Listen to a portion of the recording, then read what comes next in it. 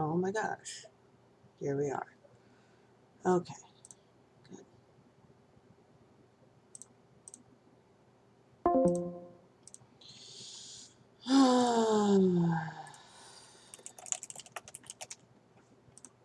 Welcome everybody. Um, if anybody's even here. Don't know why I have a frame there. I'm gonna have to see if OBS can move it.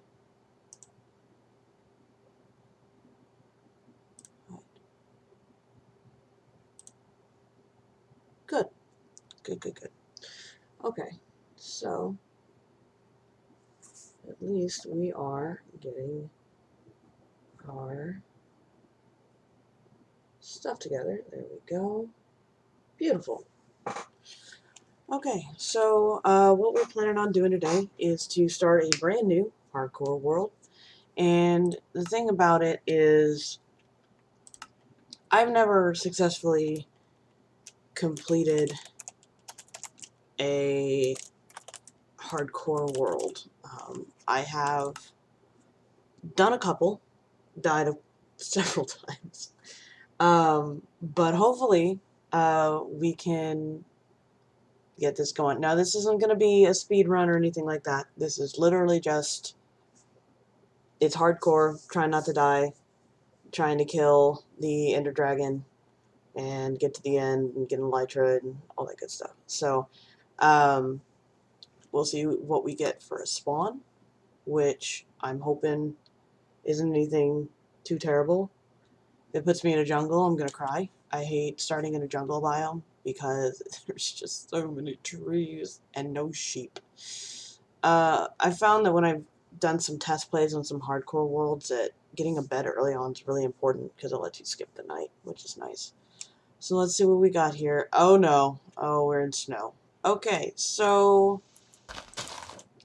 that's terrible. For a couple of reasons. The first of which being powdered snow will just fucking kill me. So I have to be really careful where I walk here, in the hopes that I don't just immediately fucking fall into my death and freeze to death. Hypothermia is real and alive in Minecraft. So,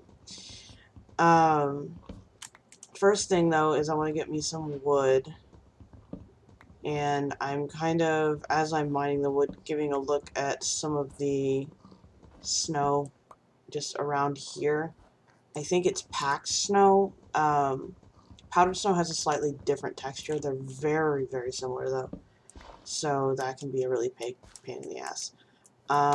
We've got pigs. Do we have... Sugarcane is good. Ice spiders, less so. Okay, so first things first. Get us a crafting table, which is important. I'm going to need some sticks. We're going to need a pickaxe. We are going to need a sword. You know what? We'll probably need a shovel as well. One of my friends really likes to give me shit because I don't use the book probably as often as I should.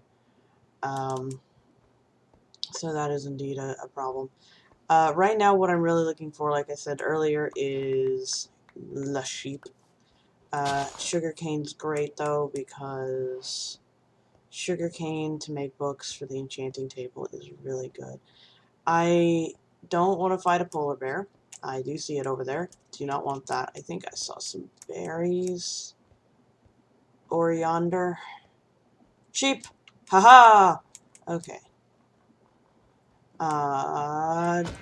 Die. Okay. Unfortunately, these sheep are all different colors.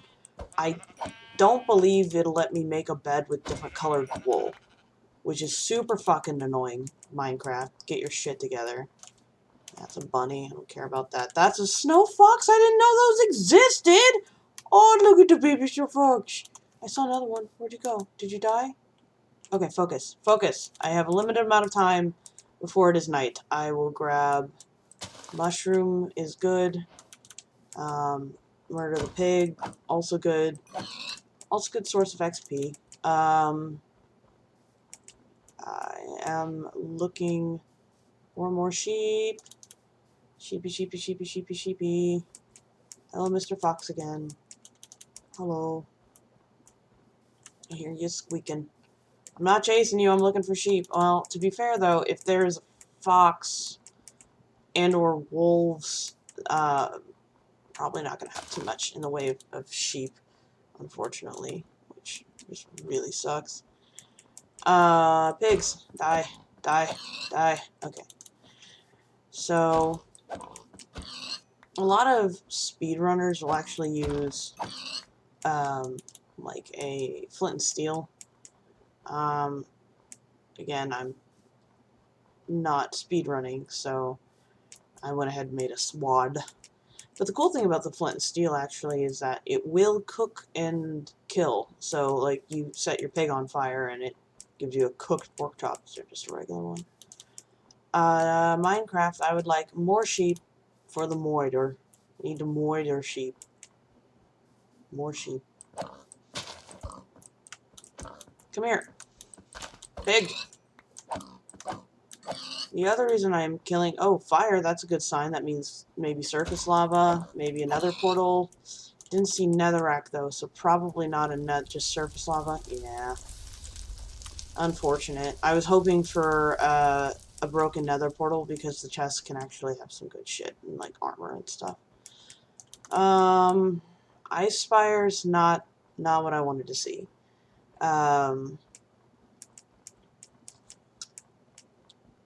Village, though.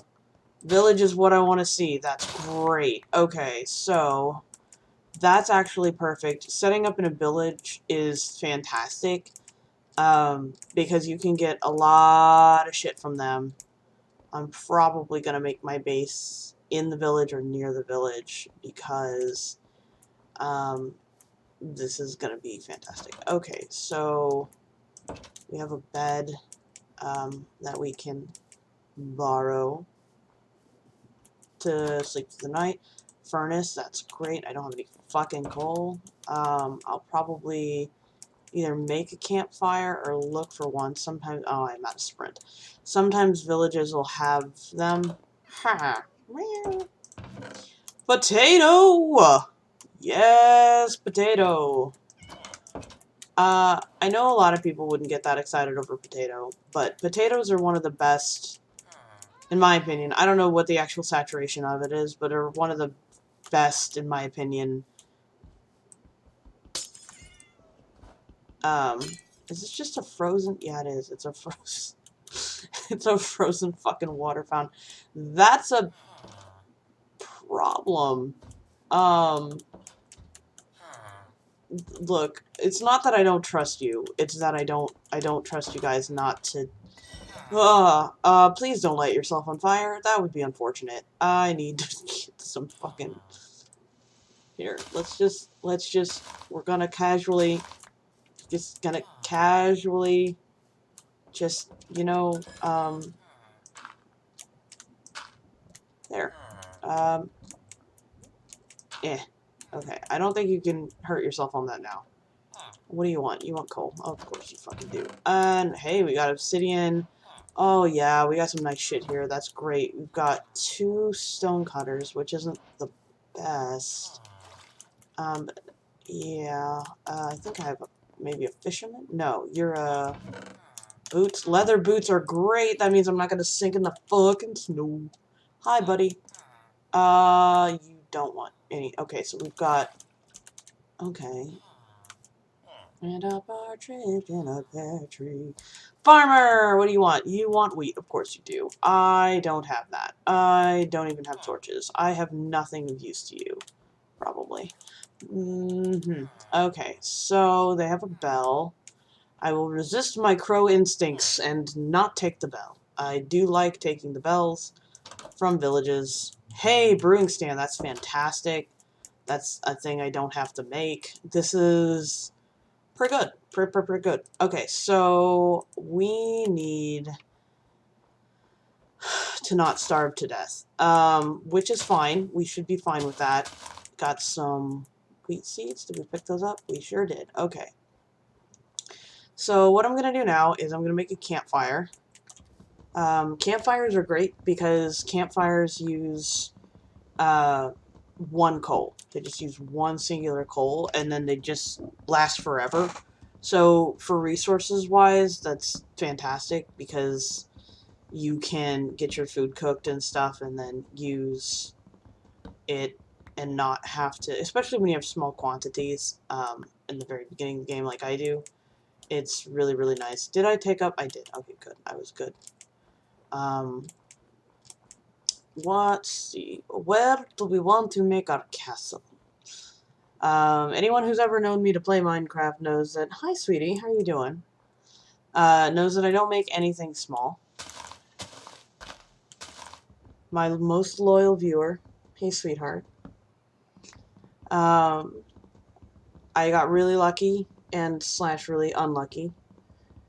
I got a fucking snow biome, which was scary because snow biomes can mean powdered snow, and powdered snow mean hypothermia and death. But the good news is I didn't die, and the better news is I found a village.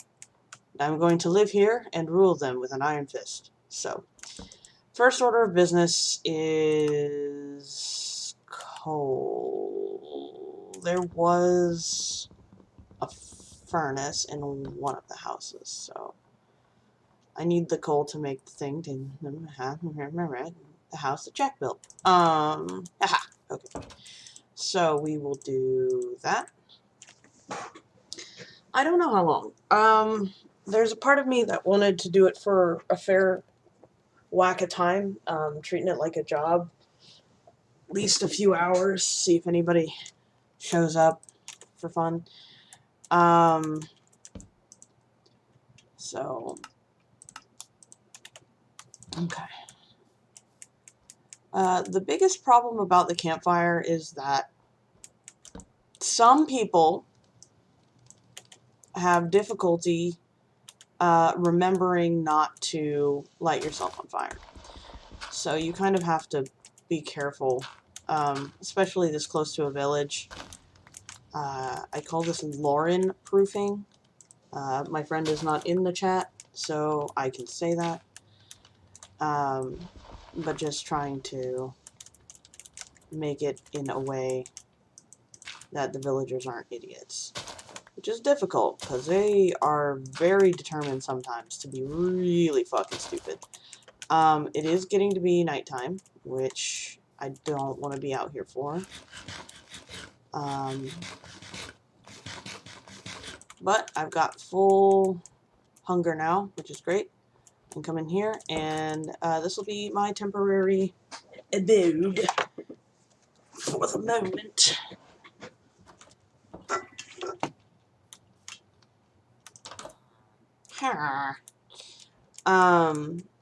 Okay, so I've also got, so we've got some pork chops we can cook here. So yeah, the early part of the game is don't die and get yourself established. So it's kind of what I'm trying to do is get myself established. And see, now they can't jump up here and they can't light themselves on fire. So, because I don't want to lose villagers. Breeding them is a pain in the ass. Yes, I would like to play 14 later. I probably will not stream it, which is why I wanted to do this earlier in the day. And then I could go ahead and do 14 later. So, so yes. Interesting that that goes through dirt. Huh. But yeah, so I want to make, like, I need to make a house.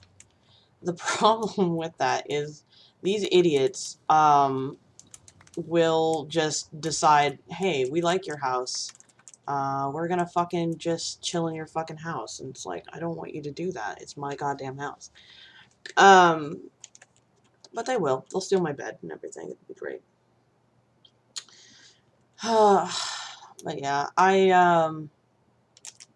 also don't have my camera on today. That's mostly just because, actually, do I even, no, do I just, can I, if I just have a block over, yeah, okay, that should be fine. We'll do this the the cheap way. Okay, so we've also got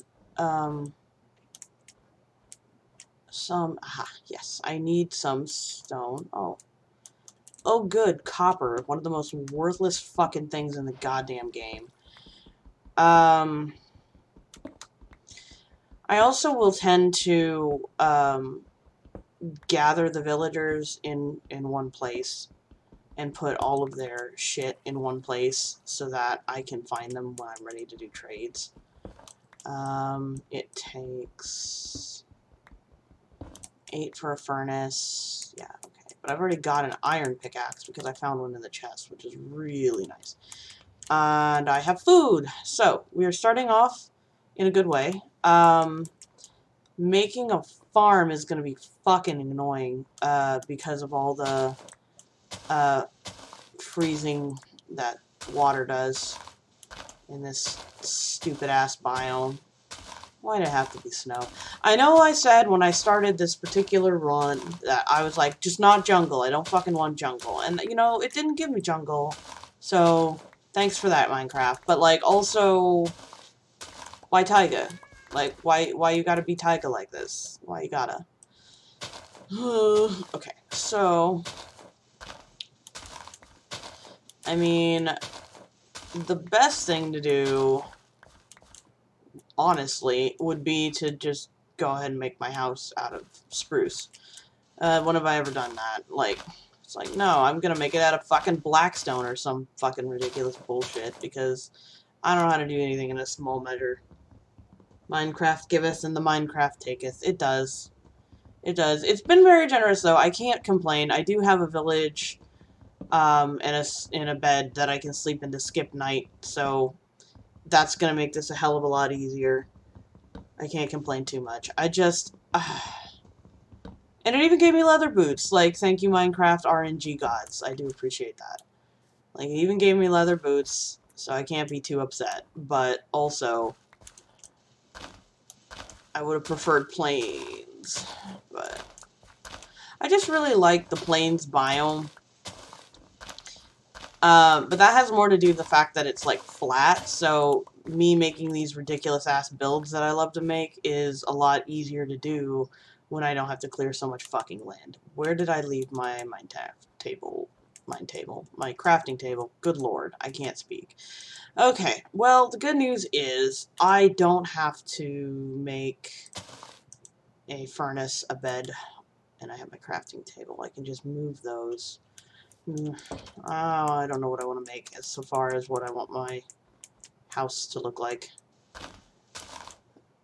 I mean, because there's, you know, I can just, you know what, fuck it. I'm gonna be a gremlin and live underground. Fuck it. Buckets of fuckets. So, ooh, lava. That's good. That'll be good for later. So here's Hope and Dripstone. I know that, you know, Minecraft giveth and the Minecraft taketh away, but like, Dripstone would be super nice to have.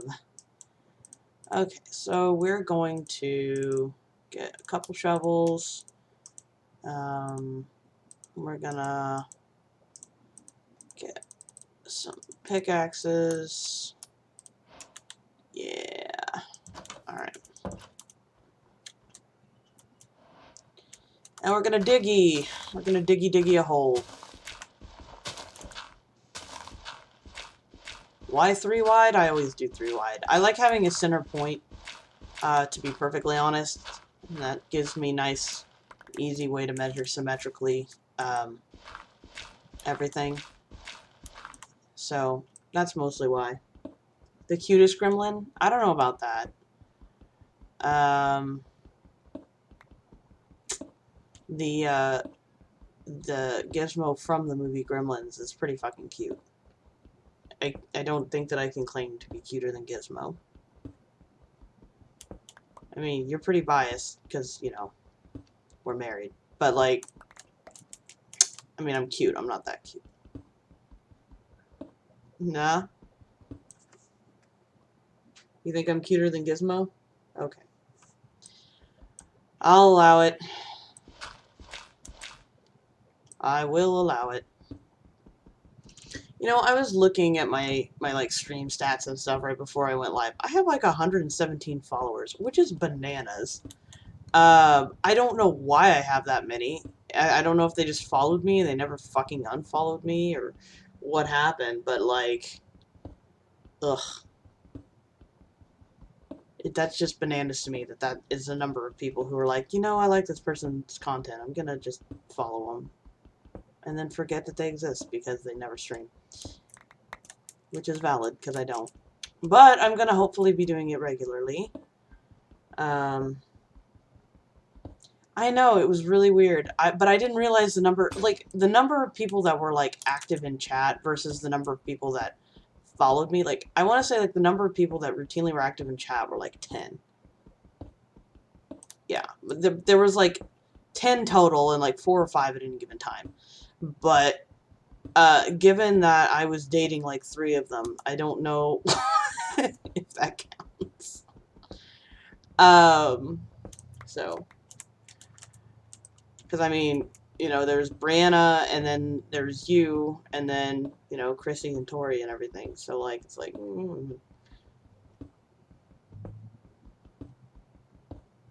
The true reason for polyamory is to get more views on Twitch. Meow. I need torches! There's blocks in the sky. That is gonna bug me. At some point, I will get rid of those when it is safe to do so. Alright. Torches. I want to do it like that.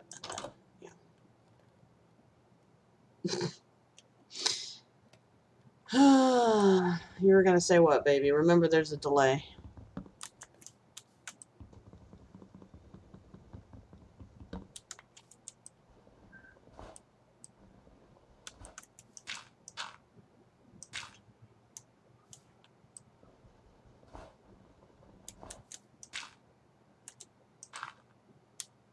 The tiniest window. Oh. I mean, sure. Alright.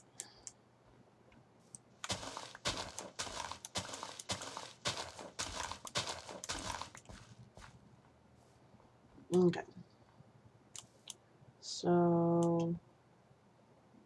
I'm gonna go... about here should be okay. I do hear lava. That's concerning. Lava's not anything I haven't handled before, though, so I mean, eh. But,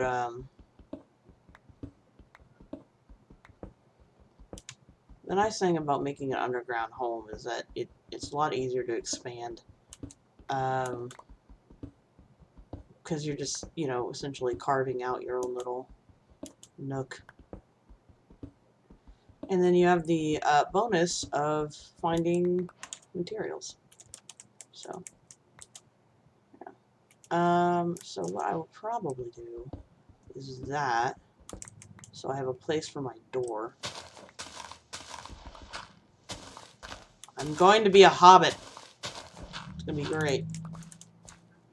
So my door will go right there. So let's actually make this like the door there. And then scoop this out just a little bit. Oh, thank you, baby, for linking that. I appreciate it. Give me views, my friends. It's a window for me. What's a window for you? What? Alright. We have coal.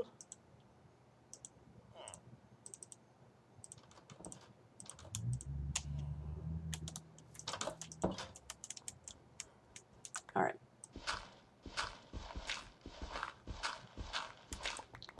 Alright, so torches.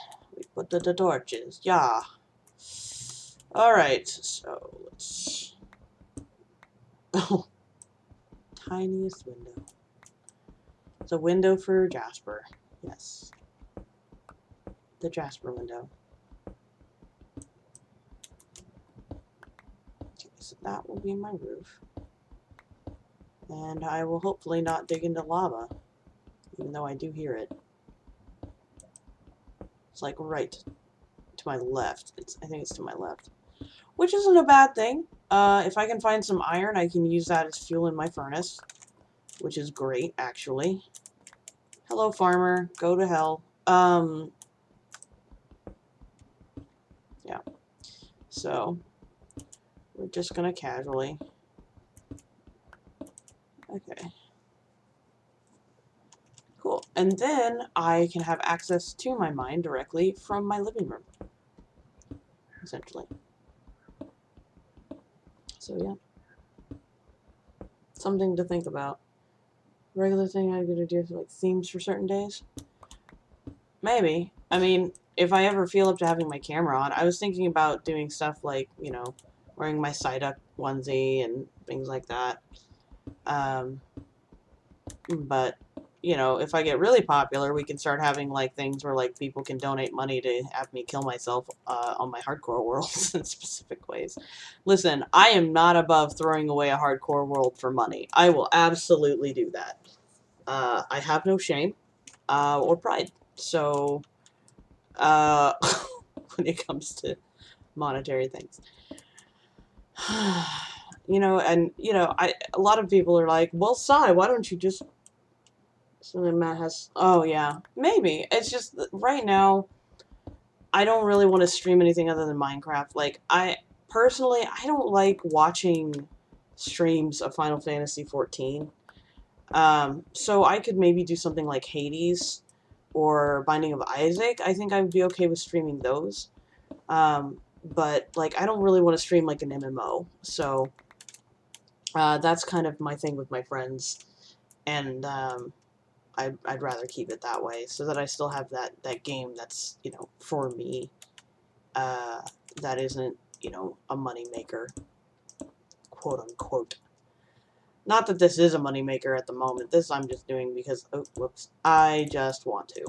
I miss it.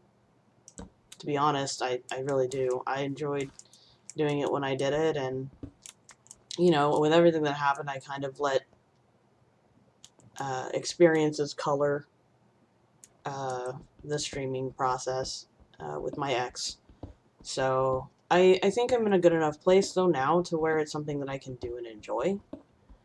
But I just had some bad experiences, and you know that's not a reason to stop doing something you enjoy just because you had a bad experience. So I'm trying to find that love again. But yeah, I'm, you know, like I said, this isn't like a money-making thing right now. It's just a thing I want to do. Meet people, talk with people, share my love of Minecraft with people, scream and panic and let people watch me flail about in a hardcore world. You know, stuff like that. Oh, I know you want to try to help me, baby. And I appreciate doing it from this kind of a role where you're just talking with me in chat. I don't necessarily want anybody else on the mic with me. Because, you know, others, our friends, have offered as well to, like, oh, hey, if you want to have somebody to talk to, you know, but I think I do an okay job talking to myself. I don't know what that says about me as a person, that I'm doing a pretty good job of talking to myself. But, I would prefer it to be a me thing. But you are welcome to come hang out and listen to me babble incessantly about Minecraft. Oh, God. So, we've got some beautiful, beautiful andesite, and by beautiful, I mean ugly. I don't like andesite. Okay, so, like, so here's the thing. The andesite, the granite, and the diorite were all added at the same time. And they're ugly. I don't like. I mean, like, our friend has a unnatural hatred for diorite, which I understand. I do. It's not the best looking block, but it's not as bad as like gravel. Gravel's ugly as sin, personally. But anyways, so I don't know. I just don't understand the diorite hate as much as I do. I mean, like, I don't like them. Like, trust me, I don't like them. And the other thing I don't like about them is they don't have a use. Like, you don't even use them. Like, some of the quote unquote newer blocks were used to make things like the various like villager the various villager jobs and things. So they actually have a goddamn use. But like diorite and andesite and granite just don't do anything. They're purely aesthetic. It's the same thing that I'm mad about with copper. Like, they made copper. Copper looks great. Like, don't get me wrong. I love copper. But the problem with copper is that um, it doesn't do much. I mean, yeah, okay, spyglasses. That's one fucking thing you use copper for. And it's everywhere. You can get so much goddamn copper. And if you're looking at me going, Sai, why aren't you using a shovel? Because I don't want 1,300 snowballs. That's why I'm not using a shovel. 1, 2, 3, 4. I declare a thumb war. Okay, I don't have water. 4, 5.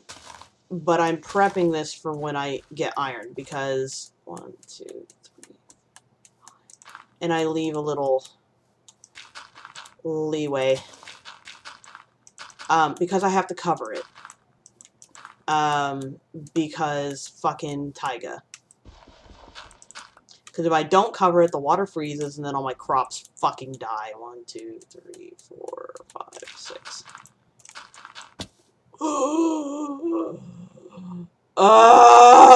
Well, we found the lava. Good news. I almost died. Bad news. We're okay. We are okay. Everything is fine. We're just gonna do that. No one saw that. It was fine. 1, 2, 3. 1, 2, 3, 4, 5, 6. And you know, at some point, I may even reawaken my YouTube channel and put like best of and things like that, clips together. I don't know. I really did like video editing whenever I did it in college, because I used to work as a digital composition tutor. And what those big fancy words mean is that I got to help college students learn how to use programs, which was fun. I enjoyed. Yes, I don't care. I'm not trying to sleep. God damn it. But a lot of the times, you would get kids, well, I'm in my 30s. I can call them kids. But people who were, you know, fresh out of high school and they didn't have curriculums where it focused on integrating technology with education, which is a crime, to be completely honest, because I feel that it is important to integrate technology into education, because we live in such a technologically advanced world now that not having a good working knowledge of technology pretty much just screws you in the long run. And you know, if we want our kids to be successful in a digital world, they need to be familiar with the digital world, and not just in the way of like, oh, they know how to use Facebook and Instagram. It's like, okay, but like, how do you document a digital source if you are, you know, giving a presentation for your company about why you need to use a particular thing, and you're like, oh, we should use this because these studies show that, you know, using this improves, you know, whatever. It's like, okay, cool, but like, where'd you find that study? Like, how do we know that this is something, you know, critical thinking. But then again, I could be overthinking it because we also live in a society where people think the earth is flat. So it's like, whatever. I don't know. I don't know. I don't know. I think about education and, like, the future and, like, people who were born after me, you know, like, you know, I have friends that have kids now, which is insane to me. It's like, why, you're so young? And it's like, no, they're in their 30s. It's like, that's perfectly reasonable time for them to have fucking kids. It's like, sure, but why, though? Why would you bring children into this terrible, terrible world? But,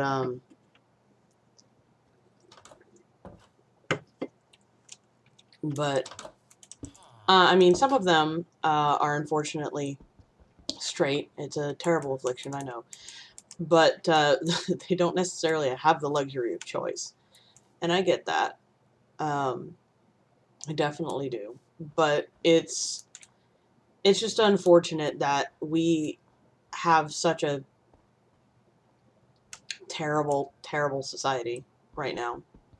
Very polarized and terrible society. I have 5 people. It's all my friends. One of them is me. One of them is Jasper. The other 3 are just my friends.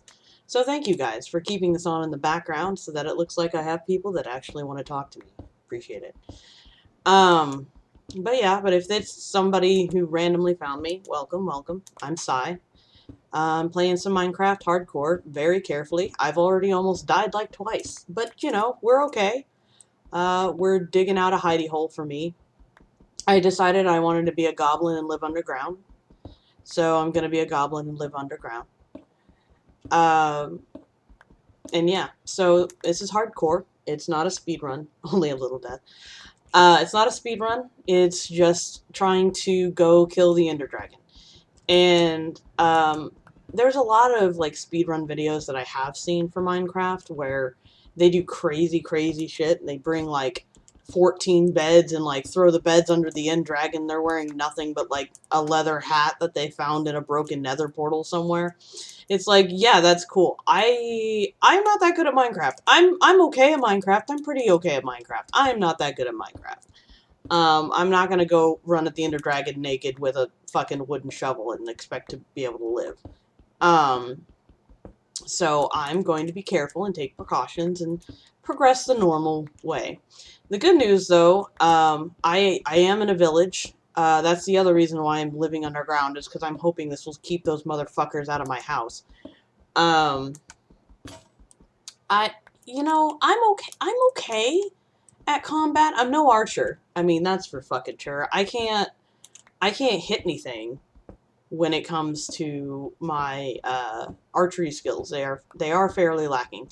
But at the very least, I do know a lot about Minecraft. I'm very good at mining and navigating Minecraft as a game. So that's super fun.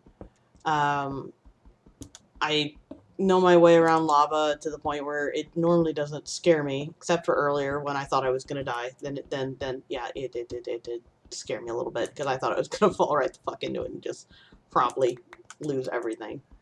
And this is, contrary to me complaining about it earlier, this is actually a pretty good spawn. I was just scared that I was going to promptly land into a pile of fucking powdered snow and freeze to death and die like 5 seconds into the run, which would suck. So, because for those of you who don't know, this is hardcore. Hardcore means if I die, I am just dead, and I cannot come back to this world and deal with it in any way possible. No cheats, no nothing. I am on my fucking own for sure. So,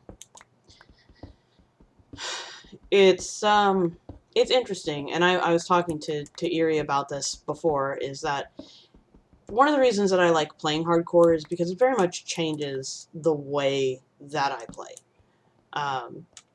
In a way that other times it may not. Like, if I'm playing your regular bog standard Minecraft, I don't necessarily care if I die. It can be annoying, because in regular bog standard Minecraft, if you die, you know, you lose your shit, and you lose, you know, your levels and blah, blah, blah. That's annoying. But, like, you can go back and get your stuff. You can recover the levels. You know, you can have, if you're doing something dangerous, like fighting a, like a wither, not a wither. What's the word I'm looking for? Yeah, a wither. That's right. Not a wither skeleton, but like an actual wither.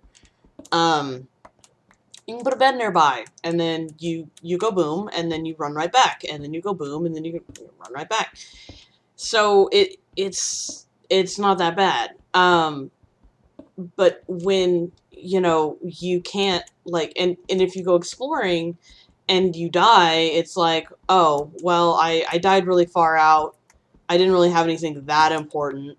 It's not that big of a deal. You know, I'll just go back. I know kind of where I was, you know, blah, blah, blah. It's fine. But when you're in hardcore, you can't do that. Like, if you want to go exploring and you want to actually find your way back home, you kind of got to, like, make a way to get back home. I usually will use whatever block I have most prevalent amounts of, like, cobblestone, for example, and Hansel and Gretel that shit, and just leave, like, a trail behind me of, cobblestone, so that I can follow it back and get home. Because, I mean, yeah, you can run around and, you can run around and, like, sleep through the night with a bed and, like, go really far and, like, whatever, but, like, you gotta find your way back like that? It's like, well, not me. I'm notoriously... Muds! Muds! No. No, no, no. I did not show up in someone's house and dig it out. I could have, but I didn't. No, I dug this out myself. Dug it all out. No, we are by a village. And I'm using this bed. Nobody has been in here, though, so I don't think it's actually anyone's house. But I'm using this because it's hardcore, and it's good to have neighbors that will give me things for emeralds, which are otherwise useless. No, this is going to be my actual house, probably. I almost died, like, twice now. There's a lava pit over here that I almost fell into earlier. I almost fell into that. That would have been bad. But anyways, how you doing, Muds? Long time no talk. It has been a hot minute since the gang has been in here. I'm surprised you still follow me. But I am grateful that you do. So, how are things going for you? Hopefully good. Hopefully better than me. My life's kind of a mess right now. And what better way to avoid the fact that my life is a mess than by playing Minecraft? So, but yeah, that's one of the things I like most about Minecraft, though, is it's very calming. And, well, until it's not. Until you bust into a cave and panic because there's like 14 creepers. But,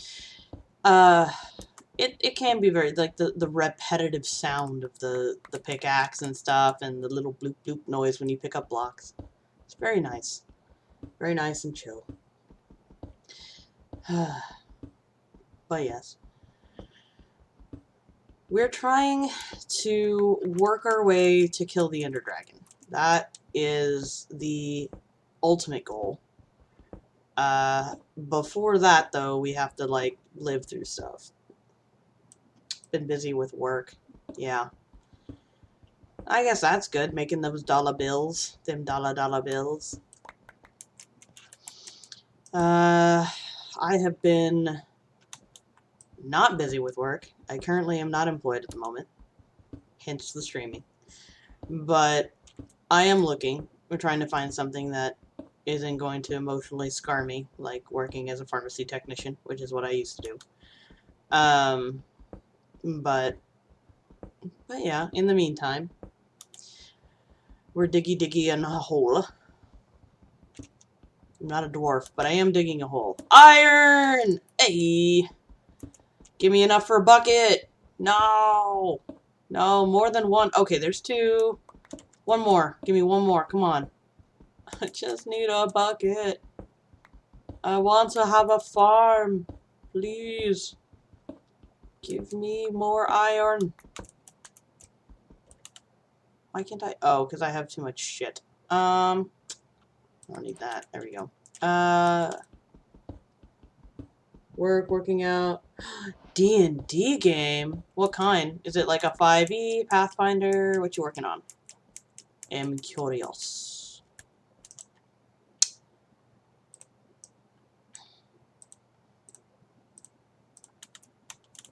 So I've also been working on a D&D game with Squeaks.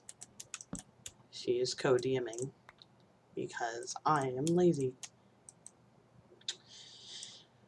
D&D. It's D&D. Alright. Okay.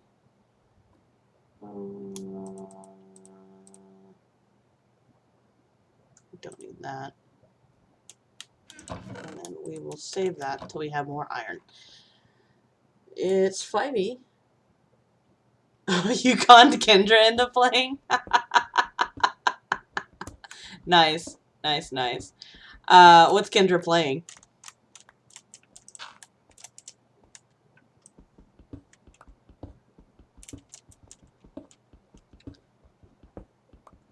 Is it homebrew also, or is it like one of the modules? Coal! Thank God for coal. Did I only make one pickaxe like an idiot? I sure did. Okay. It's getting dark. I should move the bed into my hidey hole, huh?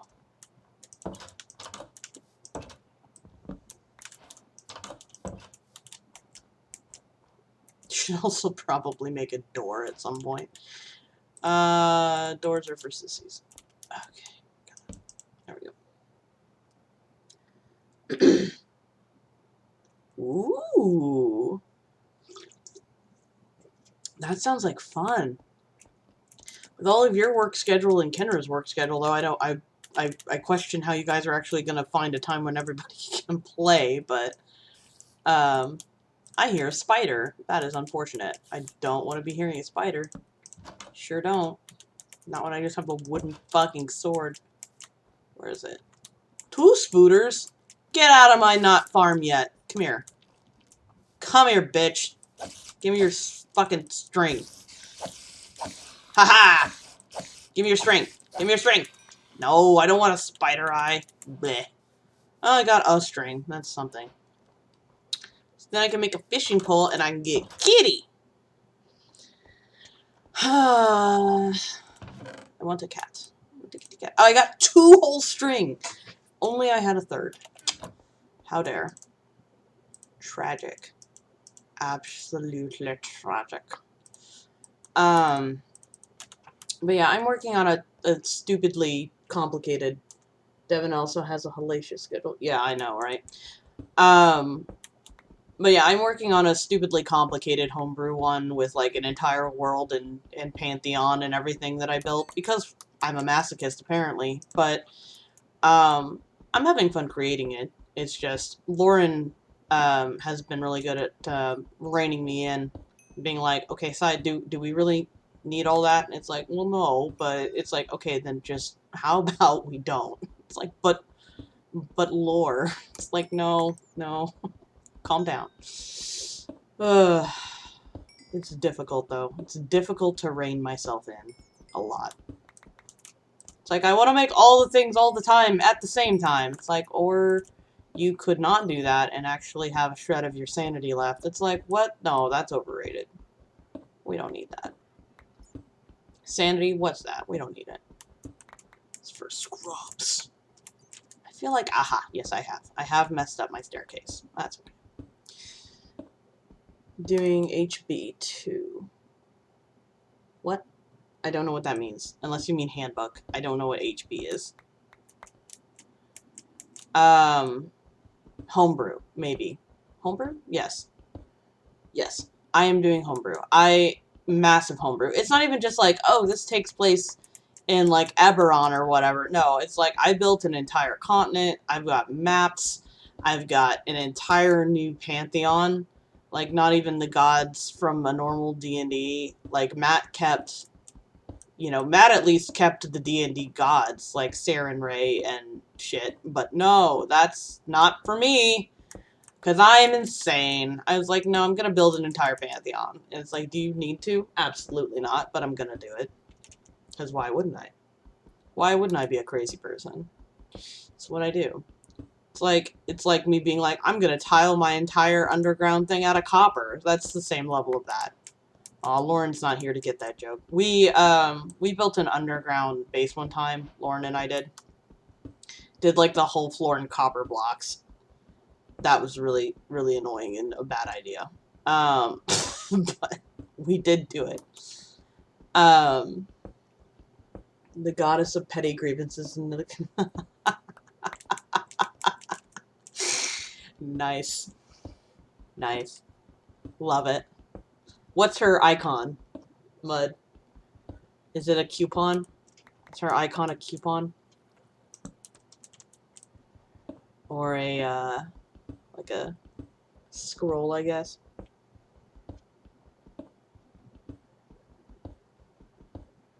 Or is it just like a silhouette with the haircut?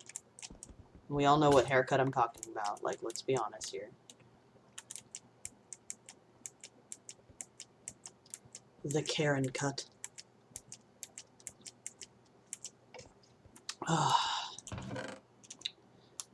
Incidentally, if there's any like random screaming and my character starts flailing about wildly, it's probably my cats. Because they think it's funny to attack my wires sometimes. Smartphone. God. Yes, do it. Oh, I need those. Do that. But yeah, so I have 3 cats, so if at any point they decide, fuck you in particular, there may be some technical difficulties, but they are currently asleep right now. Hopefully they stay that way.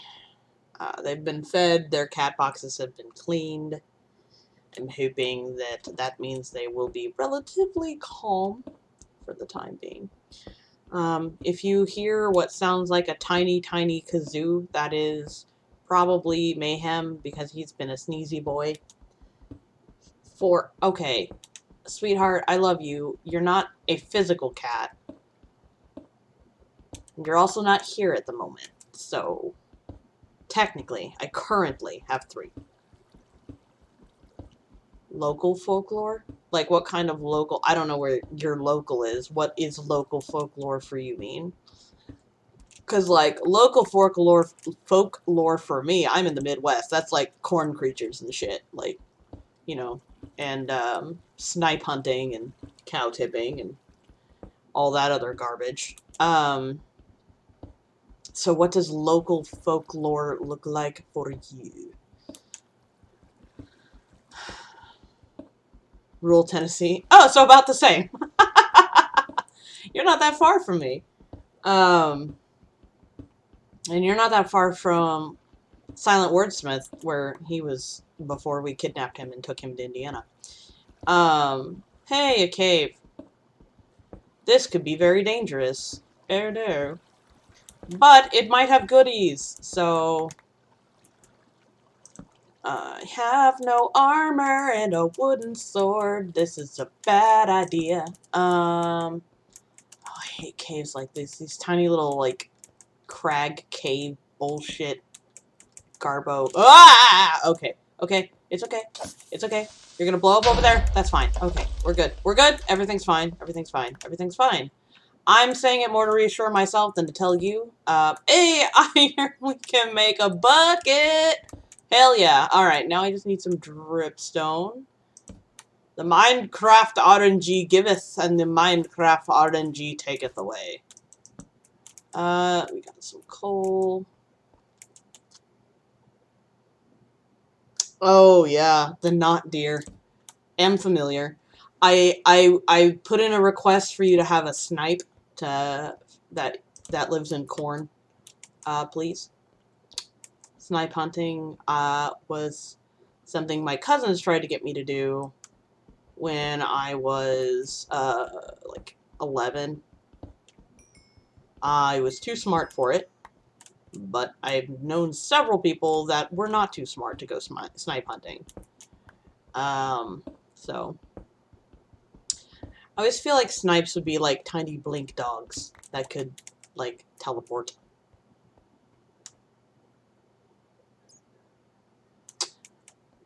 I like the idea, though, like, some of the, like, American, like, well, there goes my ability to talk, but some of the lore from, like, the West and Midwest of America, like, the weird, like, cryptid bullshit from our histories, I wish we could see, like, we saw more of it in media, which is why when they did was it Fallout 76 that takes place, and they had like a bunch of the like local, oh, there's all this fucking iron, I walked right past it. Good job, Sai. I'm so good at Minecraft, everybody. So good. The best. No, I don't believe I have.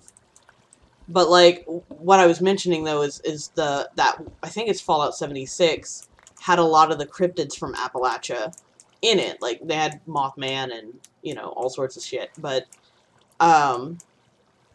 it was done in a way that was still really cool. Lie to me and tell me this is not an underwater cave. I don't want one. Oh, God. Eh. Eh. Let me up. Let me up. Let me up. It's like a singular block of fucking water. It always is. Turn that shit off. No! No!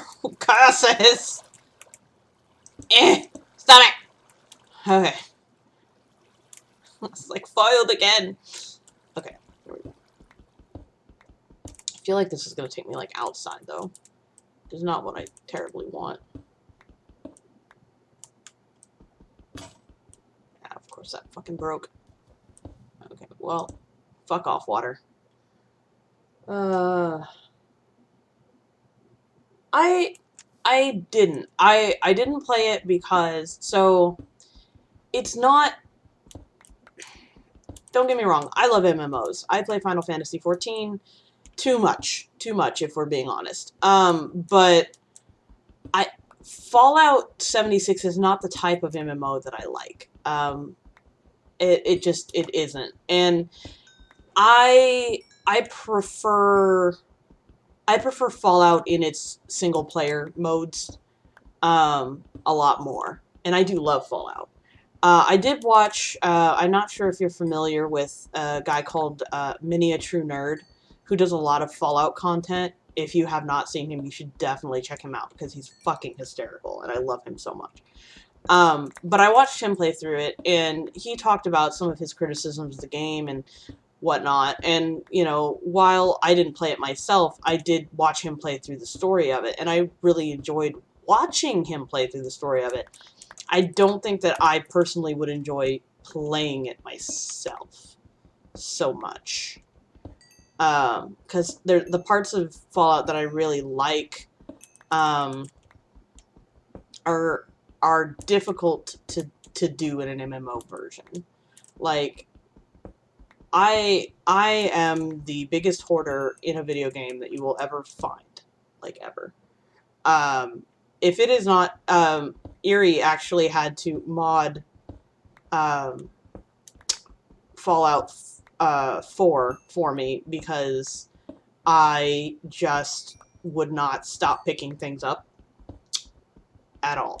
If it was not nailed down, I would pick it up and take it back to my settlement to be scrapped. So for me, it's like they've got the restrictions on your for your base, and like how much stuff you can have, and like the way the legendaries are rolled is kind of weird, and having other players that can just like throw nukes down is kind of weird for me. Like, I prefer Fallout where you're just the protagonist and everybody else is at your mercy. Kind of like Skyrim, where it's just like, you know what? If the Dragonborn wants, the Dragonborn gets. Listen, if the Fallout Vault Dweller wants, the Fallout Vault Dweller gets. No, I need to go back down here. That's where I'm going.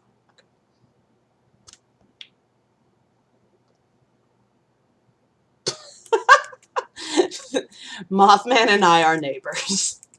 Things I did not think I would see today. But no, the Mothman stuff is really cool.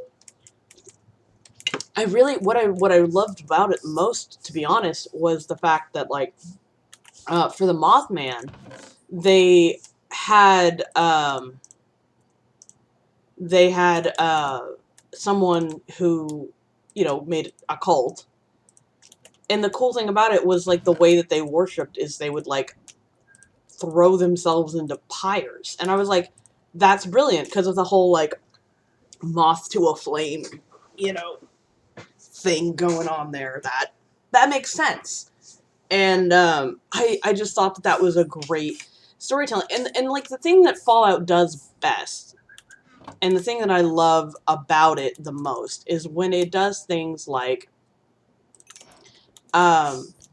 it tells stories without it needing to be, like, one of the things that I hate in, like, I tried to play SWTOR, Star Wars The Old Republic, MMO, and Erie loves that fucking game. Big, huge Star Wars nerd, loves that game. I don't have a shield. That would be a problem. I'm going to turn right the fuck around and not deal with that. But personally, I just, some of the, especially like some of the quest chains that weren't important, that were like side quests per se, I really didn't like the fact that it was like, I can't really skip this dialogue. Like, I can speed through it, but it'll give you, like, dialogue options. If you click too fast, you're going to select the wrong thing, and, like, blah, blah, blah, blah.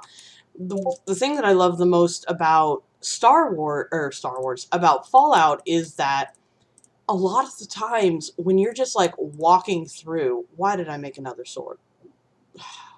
Anyways, a lot of the times when you're just, like, walking through, you can find stories that aren't... Get the fuck out of my house. Thank you. You can find stories that aren't told. They're not told with, like, actual words. It's one of the things that I really do like about Bethesda, is they will... Is somebody else in my house? Or are you just outside my house now? Bitch. Go away. But Bethesda does a really good job of doing that. Of telling stories where it's just done with, like, set dressing or a recording here or there. It's not, you know, 14,000 years of dialogue. Yeah, I love, like, coming across, you, like, come across a skeleton or two. There's one in Fallout 4, I think it is, where you go into this building and that's a creeper. There's a safe, and the safe is empty, and then next to the safe is, like, two skeletons that are fighting over a,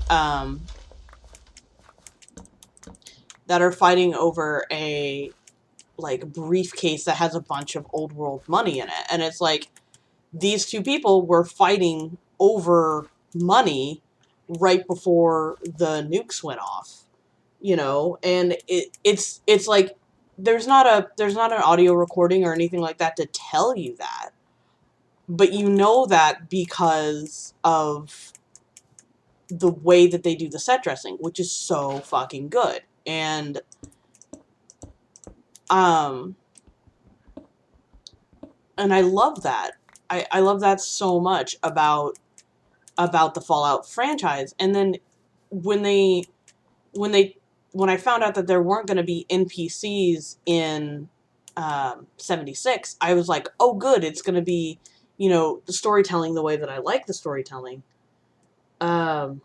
The ones that had where they drank all the poisoned wine. Absolutely.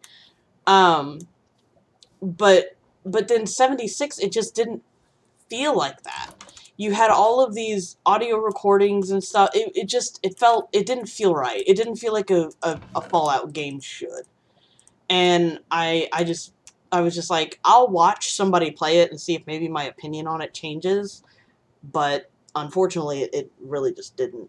And I was just like, it's all right. I think that it was an interesting foray into that particular type of genre for them. Like, I think that it was a good first try, but I think that they didn't learn a lot of lessons from some of the really popular ones. Like I said earlier, I do play Final Fantasy XIV, and I used to play WoW a lot. I'm very unhappy with Blizzard, who does WoW, if you don't know that, at the moment, for decisions that they have made in regards to how they run their game, and decisions that they've made about the things that they have chosen to prioritize to try to quote-unquote fix problems that they've had, known issues with their games. I'm very unhappy with how they have decided to do that. 14, on the other hand, I feel does a very good job of understanding what the problems with their stuff is, and then going, okay, give us some time and we're going to fix it. And I'm like, Blizzard, I actually have faith. Oh, they're going to fix it, which is really nice. Hi. How you doing? Welcome to the stream. If this is your first time here, my name is Sai. I am streaming Minecraft. This is hardcore, which means if I die, I'm dead. I've already almost died like twice. There's a lava pit literally like right below me that I almost fell in earlier. So we'll see how long that goes. Right now, I am in the process of making a farm. I'm not trying to speed run to the end, but the end goal is ultimately to get to the End Dragon and kill the bitch. So here's hoping. I have set myself up near a village so that I can do some trades with the villagers. And that's part of the other reason why I'm doing this farm is is because oh wait, no, the outside edge is one too many. That's right. I did that on purpose. So I had a little path and then I forgot. I just heard a ding. And I don't know if that means you followed. I think that's what that meant. And that might mean that my alerts on OBS are not working. If that was what that meant, thank you so much for the follow. I appreciate it. Hopefully this will be a long run and I won't die. So here's hoping that. But yeah, welcome. Glad to meet you. We got a couple people in there. We got Muds and Eerie. So please make our new follower Pleased Gibbo. Do you like to be called Pleased or Gibbo? Because I'm probably not going to say that whole thing at once. I'll be real with you. But yeah, thank you. Thank you for the follow, and I hope to see more of you. I'm planning on streaming fairly regularly, as much as I can help it, for at least a few hours over the next several days. I'm probably going to take a day or two off here or there, depending on my partner's schedule. So we'll see how that goes, because I do have to pick him up from work, and I do have to spend time with my hubby. So we'll see how that goes.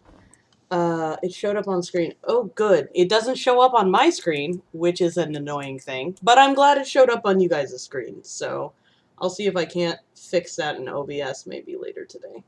But thank you for the follow. I appreciate it very, very much. And like I said, keep your eyes out. I should be streaming more this week. Probably around the same time. I started at 5 my time today, which was about an hour ago. So, I'm gonna try to make that maybe my start time, as I usually am home and able to get my... What did I come down here for? Oh yeah, I came down here for the stuff to plant. I'm so good at this game, guys. I'm a pro. You have never seen anyone that's good at Minecraft. I also hear Spooter. Where are you? Where are you, Spooter? Give me your string. Where are you? I'm armed with a wooden sword. I heard it. Where are you? It's hiding. Unfortunate. Ugh. Oh well. Anyways. What was I babbling on about before I got distracted by the follow noise? I don't know. I know I was talking about Fallout and their storytelling, and I still have not planted these seeds. I went up here twice now to plant these damn seeds. It's almost like I want to eat food and not die of starvation in this game or something. I don't know. Okay. Oop, there we go. Good. MMOs. Ah, yes. So, I really like MMOs, and Blizzard is a shit show right now. But what I was saying is that when 14 relaunched, because they made an MMO and they had problems, and then they were like, oh my god, this sucks, we need to figure something out because what we're doing isn't working. They realized, hey, we have a fundamental problem with the way that our game is operating, and people do not find it enjoyable. Therefore, we need to fix that and make it better. Which you'd think would be common sense for a monetarily based company to go, hey, people don't like our product, so we should maybe change or fix it. You know, somebody should tell Blizzard, though, because they really don't fucking understand that. But anyways, Fallout 76 did not learn from some of the major players in the MMO franchises, such as Blizzard, Activision, such as like the life and death of WildStar. Gonna pull that name out of my butt. I don't even know if some of you know what that was because it was such a short-lived thing. But I actually really liked it. It was unique, it was different, but the things are, like, when you take a single-player game and you try to make it a multiplayer game, Rain of Fire on DVD. Oh my god, it's really it's a hot mess. The original 14 is a hot damn mess from what I have seen. But the thing is they knew, recognized, and then fixed it and made it into the phenomenon that it is.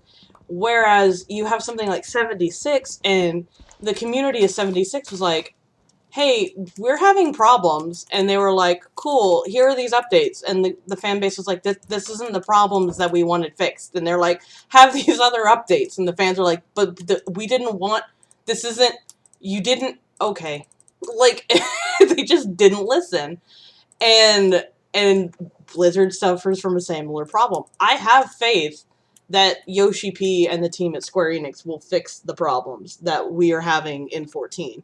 Like, everybody's bitching about housing right now. Everybody's bitching about some of the other changes, like with the Rothgar hair and things like that. Sure, fine.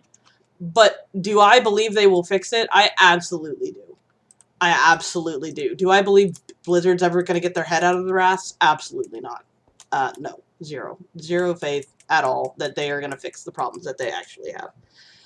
So, when you have a story-driven game, like Fallout, which it is not a character-driven game. If it was a character-driven game, then people wouldn't, like, wait for so long to go try to find the baby. But, like,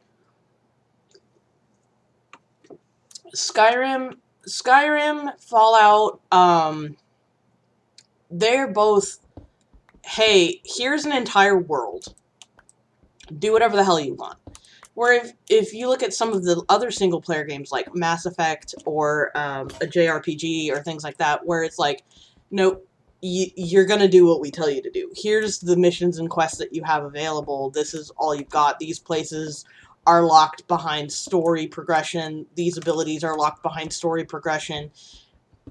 You know, it's more of a linear story. And when you have something as sandboxy as a Fallout game, it's really hard, like, because when you have, so for example, Blizzard understood that when you are a low-level character and you are like, fuck this, I'm not going to do this quest, Deathloop has really good storytelling notes. I don't know what Deathloop is, but that sounds interesting. When you play WoW, for example, and you're in, let's say you're in Elwyn, and you're like, fuck this shit, I don't want to be in Elwyn, I'm gonna go to, you know, Darkshore, which is right across the river. You go to Darkshore, you get your ass handed to you. Because the things in Darkshore are gonna fucking kill you. Blizzard understood, hey, we're gonna have people who aren't gonna want to follow the quests, and that's okay. But we're also going to tell those people, don't do that, by having enemies there that they can't really kill. You know, and they use, a lot of the times they will use, I won't say invisible walls, but they will use geography in order to keep you from being able to access areas earlier than you really should, or to discourage you. Duskwood. Yes, thank you. Sorry. Duskwood. It's been a hot minute since I've played WoW. But alternatively, if somebody wants to go to Darkshore, you have to go. Yeah, anyways. My point being that WoW does a pretty good job of saying, here, let me take your hand and show you how to play this game. Fallout 76 goes, here is your opening tutorial on the Vault, have at thee. Here's the world, do what you will. There's not a lot of barriers, from what I saw through my playthrough, that stop you. Because of the way that Fallout works, if you spec into enough stealth or what have you, you don't necessarily need to fight the level 45 Deathclaw. You can just walk on past it.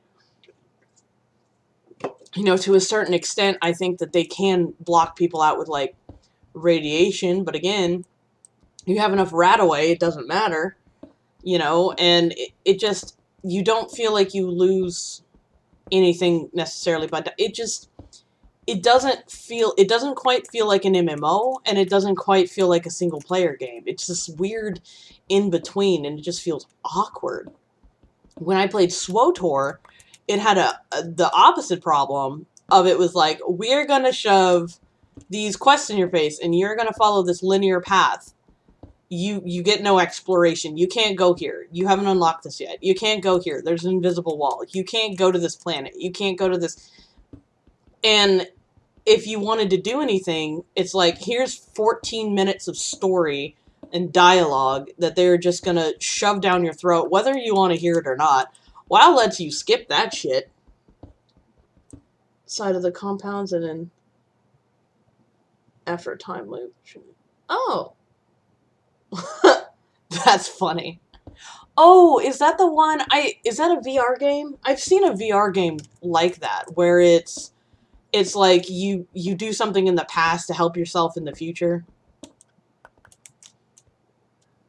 I don't know, but that's kind of funny. But WoW knows that people do not play WoW for the story. If you've ever played WoW, you do not play WoW for the story. You don't. The stories are bad. The writing in WoW's writing is bad, and it should feel bad about how bad its writing is. PS5 exclusive. Oh, okay. I may have to look into that. Because that sounds funny. And it sounds kind of vaguely puzzly, and I love puzzle games. Puzzle games are my jam. I played, like, The Room, and The Room 2, and The Room 3, and The Room 4, and Old Sins, and... oh my god, Sensorium's really good if you like puzzle games. I love puzzle games. I love them so much. But the problem is I finish them too quickly, and then I have no puzzle games to play. But yeah, so when it comes to, like, storytelling, one of the things that I always loved about Fallout is it didn't try to force you into story. If you wanted to skip them talking to you, you can skip them talking to you. If you don't want to do the story, you don't really have to be perfectly frank. I mean, if you want to beat the game, sure, but there is no reason for you to have to do it. Like, literally none. You can just wander around. I mean, like, John who's the miniature nerd that I was talking about. Non-linear puzzle. Ooh, that sounds like fun. I really may have to look into that. Because that sounds like the kind of stuff that I really like doing. Lapis. Okay. But I just want, like, what I wanted from a Fallout MMO was not what we got. It's hard to articulate what I wanted from a Fallout MMO. I think what I wanted was, like, I don't know. Because it's hard because I'm so used to Fallout not being a, like, multiplayer game. The idea of it being a multiplayer game just feels weird. The Dishonored devs? Okay, cool. But yeah, Muds, if you like puzzles, you should definitely... And if you like escape room type things, you should definitely try The Room. It's really good. It's very Lovecraftian in some ways.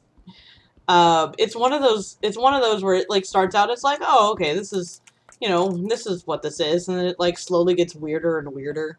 I love it. Starfield. I have not heard. You keep bringing up things. I'm like, I don't know what any of this is. What is Starfield? Tell me about Starfield. I don't know what that is. You got me into the Rusty Lake series? Now listen, if it's a puzzle game but it's horror, I'm not playing it. Okay? Space Skyrim? Oh dear. Are they re-releasing Skyrim for the 100th time? This time in space! It's Skyrim in space! I hear water, which probably means cave. It's to my left, I think. That was a noise that just happened. More weird and no horror. Weird I can deal with. I will let you know, though, I played, I think it's called Call of the Sea, which is another, another puzzle game. Pretty good one, too. There was a part where I had to, like, swim out towards this big-ass, scary sea monster thing. And I was like, and in order to progress, I had to, like, I did not want to go out there. I was like, please tell me I can, like, I don't have to do this, that I could just turn around and, like, not, no, I had to. I was scared about it. I made such distressed noises. Erie was like, baby, are you okay? And I was just like, nah. I'm such a pansy. For those of you who don't know, I am such a pansy. What, Call of the Sea? Have you played it? Did not like the big sea monster. Did not like the big sea monster. Where you have to, like, swim out into the bay and he's just there. It's just like, excuse me, sir. I don't, so terribly sorry to intrude. I'm just gonna see myself the hell out of here. Yeah, I tore through that game. I love games like that. But if you liked that, you will love... Play Sensorium. Sensorium is really good, and so is The Room, if you like those kind of games. Sensorium I love so much because they did a really good job. One of my favorite puzzle things that people do is they'll introduce, like, a simple concept. The simple concept will be like, okay, this type of switch does this thing, right? And then you get used to that, and then they make it a little more complicated, and then they make it a little more complicated, and then they make it a little more complicated, and they just keep pushing that envelope until it's, like, really complex, and Sensorium does a really good job of that. And one of the other things that I really like about Sensorium is the fact that, like, there's the game, and then there's, like, a secret hidden ending that you can find. Oh, I finished the game after much cussing. There was a lot of cussing. There was a lot. But I did finish it. And I thoroughly enjoyed it. Despite the cussing. Because it always felt like it was challenging enough that it wasn't, It was challenging enough that it wasn't boring, but it wasn't so challenging that I got frustrated. It walked that line really, really well, which is a difficult thing for puzzle games to do. And because I love puzzle games, Steam all the time is like, hey dog, we saw you like puzzle games, so like, maybe this one. And there have been a couple that I've been like, okay, sure, I'll give it a shot, it's cheap. It's bad. There's one called like The Red Room or something. It's terrible. It's abso-fucking-lutely terrible. And I got it because I guess it was originally made with like, I want to say like a Flash game or something, like a super old, and they redid it, and they did it in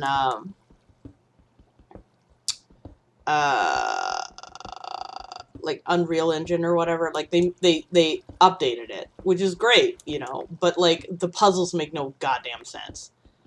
And I was really frustrated and pissed off about because it didn't explain the rules of the universe, and things had no correlation of like, why would this mean this and why would this trigger that. Like it was bad. Resident Evil, oh no.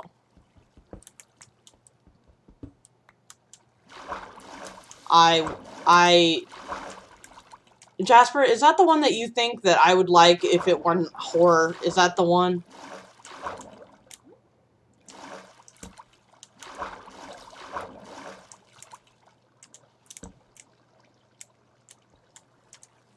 Water everywhere. Not anymore. No, Amnesia, okay. I was like, I know there's like a horror puzzle game that Jasper has been like, you would love that if it wasn't horror. And I know some of the Resident Evil games do have like puzzle mechanics to them, which are pretty cool. But I don't do horror. I really don't. I'm such a goddamn pansy when it comes to like any kind of horror. So much of a scaredy cat. I cannot emphasize that enough. Like, I got scared. I don't like Night at the Museum because the T-Rex chases them. Like, hey, them dump truck though. Gotta get that booty though. Like, the game knows what's up. It knows what the people wants. Let me see that thong. Where's your booty go? Do. That thong, the thong. But no, the game knows. It knows exactly what it's doing. I'm in danger. Somebody just followed and scared the ever-living shit out of me. Thank you for the follow. Not sure who it was, because it still doesn't show up on my damn screen. But thank you, and welcome. I feel like I need to come up with a name for my followers. I've thought of several. I've thought of calling you guys the Collective, because I like to joke that I'm a cyborg. It's like, welcome to the Collective. Or my ducklings, because sometimes I go by Psyduck. So, I don't know. Let me know. Let me know what you guys think. I'm in danger down here. I have no armor, and I'm like, I'm gonna explore this cave like it's not hardcore mode. I'm gonna die. But yes. Robert! Aw, are you the one that scared the shit out of me with the follow? I bet you were. Thank you for the follow. Appreciate it. Supporting me in my dream of becoming internet famous and maybe not having to go back to working retail. That would be great, right? It's the dream for all of us. I don't know. I'm not pretty enough, I don't think. I'm not pretty enough to be a cam girl, so like, anyways. Not that I even have my camera on right now, because my hair is all fucked up today. This was where the water was. This is not where I want to be at all. But yes, welcome. Thanks for hanging out and supporting the nonsense that I'm doing. Where am I going? I'm going here. Here's where I'm going. Okay. I'm going to make armor. Yes, I am what? The Collective is also... Oh, God. No, thank you. So, not the Collective. Maybe I'll call you guys my little ducklings. Are you guys my ducklings?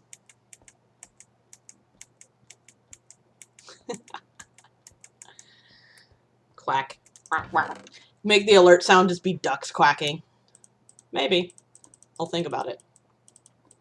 I was going to, true story, I was going to change my Minecraft skin, which is currently Jace from Magic the Gathering. I was going to change it and have it be a Psyduck. I looked up some Psyduck skins. They're horrifying.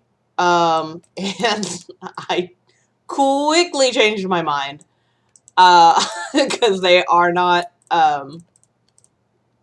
they look real bad. They look real bad.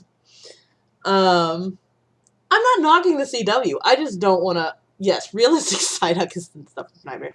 Although in Detective Pikachu, Psyduck was adorable. Okay, you cannot tell me otherwise. Okay, Psyduck in Detective Pikachu was the cutest little thing, ever. And I will let you know that when I was a child, no, I know it's not quite realistic enough, but when I was a child, I wanted a duck until I found out that when they grow up, they're not yellow anymore. I was really sad, because, like, ducklings are, like, yellow and cute and adorable, and then they grow up and they're not anymore. And I was just like, how dare? How dare nature be like this to me? It tricked me. It tricked me. Horribly messy. Ducks? I don't know. I don't obviously own ducks. Are they worse than cats?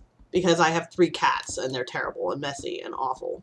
But sleeping right now, I have an adorable one right next to me, in the chair beside me, who is normally the absolute... Ducks are mean? Are they? I mean, I know geese are mean. I didn't know ducks are mean. Oh, that's cool. You could get diapers. Do they make duck diapers? This is a whole conversation thread that I didn't think we were going to have today. And yet, here we are. So, first of all, we learned today ducks have no sphincters. Second of all, that they're mean. Probably. Well, here's what you do. You get yourself a duck, and you get yourself like a herb garden or whatever, and then you use it for fertilizer. And you just let them, like, wander around in the herb garden, right? I'm sure that's fine. Okay, so there's that, and we need to make this safe. Okay. Don't know. I'm sure there is. I'm sure there's also like a furry community for ducks. I don't know what that would be. Feathers? I know that reptiles is scalies. I don't know what ducks are. Why am I talking about this?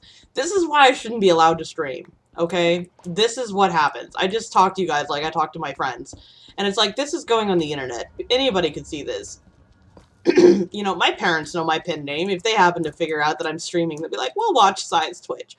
Why are they talking about duck furries? Like, that's all I fucking need. What? Chickens and ducks are different. By a lot, okay? By a lot. I don't know that that should be a blanket statement that you make. Yeah. Well, yeah. Cloaca. Do chickens also not have sphincters? Is that also true? I don't know very much about, like, chickens and ducks and stuff. I'm from the Midwest, okay? But I'm from the city part of the Midwest. I didn't... It's like, I didn't have, like, ducks and shit growing up. Like, I don't fucking know. Crows? Listen, I would love to raise crows. I really would. But I have this thing where I don't want to... I worry about... Oh, no! Oh, no! Oh, no! Oh, no! Oh, no! Danger! Danger! Danger! Danger! Danger! Okay, where's the danger? I hear the danger. Where's the danger? Ah! Okay, danger, danger, danger, danger past. Any more danger? Danger? Hello? Danger. I hear more danger. Danger above. Okay, okay. Ah! Hello! Hello, Mr. Zombie! Hello! Fuck off, please. Thank you. Hi! Okay. Panic, panic, panic, panic, panic, panic, panic, panic, panic. We're okay. We're okay. Everything's fine. Everything's fine. Everything's fine. We're good. Hi. Sorry about that, guys. I'm sorry for your earphones and your ears in general. Don't hiss at me, Robert. Go fuck yourself. So, yeah, we're fine. Everything's good. Everything's fine. Everything's fan-fucking-tastic now. Okay. We have reached the deep slate portion of our mine, which is good. Because then that's where the diamonds be. Trying to summon a creeper. Yeah, you better not fucking make gas noises. Gas. Fucking gas. Okay, listen. They sound like... You know when horror movies are like, we're gonna have a creepy sound, and the way that we're gonna do that is we're gonna take a child's laughter and make it terrifying? That's what they did for gas. That is 110% what they did for fucking gas, and I hate it. They're just like, hee hee hee, and it's like, redstone. But sigh, redstone's useless. It is not in the hands of a wizard. So, I found some really awesome redstone stuff that you can make. That is actually pretty simple. One of them is a redstone farm for like melons and pumpkins and stuff. And since I am next to a village, it would be a good idea to have a shit ton of those, because then I can trade them with the farmer to get, I almost said rupees, emeralds. I mean, they might as well be, okay? They do look like the green rupees from Zelda. It does sound very Silent Hill, you are correct, Muds. The other sound that I really fucking hate is the Endermen when they die and they're just like, Wah! And they just like scream perpetually. It lasts for so long. There is no need for that scream to be that long. And we go up here. Okay, and that leads... Okay, yes, yes, yes. Okay.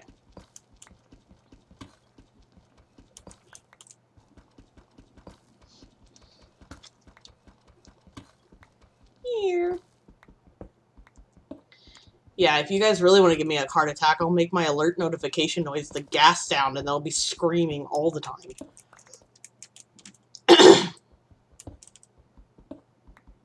I say that like I'm gonna get that many follower notifications.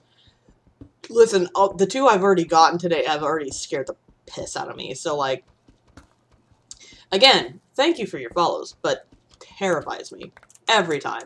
Because I'm never expecting it. I'm just like, who the hell? Who wants to follow me? That isn't already.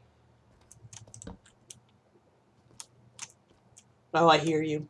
Oh, I heard that. I heard that. I did. I heard your footsteps. Where are you? Where are you? See, because... Aha, there you are. You're down here somewhere. I hear you. There you are. Hey, buddy. How's it going? Yeah, I'm just gonna leave you there for now. I'm out of torches. I'll be back.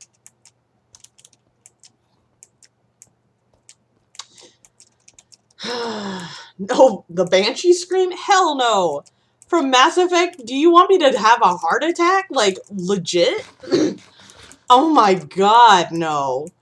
Jesus, that's one of the scariest sounds in video game history. I swear to God. Ugh, it's horrifying. They did such a good... The audio engineering on that, whoever came up with that as a sound, just nailed it. Just fucking nailed it. Okay. I am safe here. I will be right back. I'm going to run to the restroom real quick and grab another drink because I've been talking a lot and my throat is dry. I will be right back.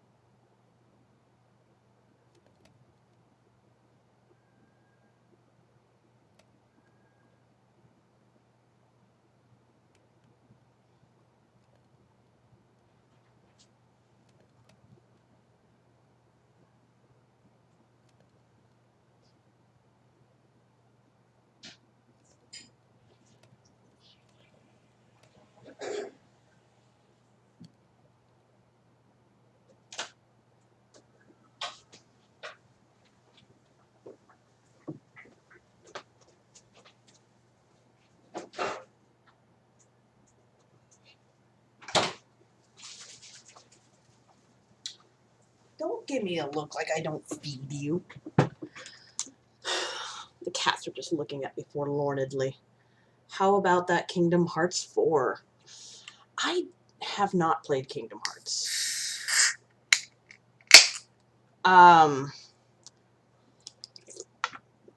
That's not true. I have only played Kingdom Hearts whenever I was in, like, Target, and they still had those, like, kiosks where you could stand and play new video games. It's the only time I've ever played it. Also, showing my age a little bit there, but, you know, it's fine. Oh, hey, I should... It's daytime. I should check and see... How's my farm doing? Farmer Sigh. Hey, I've got wheat. Woo! Now, trust me, eventually I will have independent fields for these various foods. But at the moment, I don't have enough for it to really matter, so. Look, I have a beet. I sneezed on the beet, and the beet got sick. Okay, so we can put that in there, and that in there, and that in there. Oh, the best times, right? You like your mom. My mom would always be like, "Okay, now I'm gonna go shopping. I need you to stay right here." I would not have like moved an inch because I was playing video games. It's like, I'm not gonna go anywhere. I've got Kingdom Hearts. I've got Banjo-Kazooie. I've got Crash Bandicoot. Who gives a shit? I'm not going anywhere.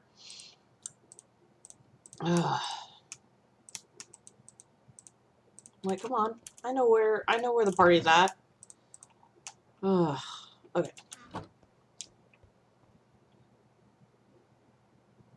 Oh, you're opening tomorrow. I'm so sorry. Aww.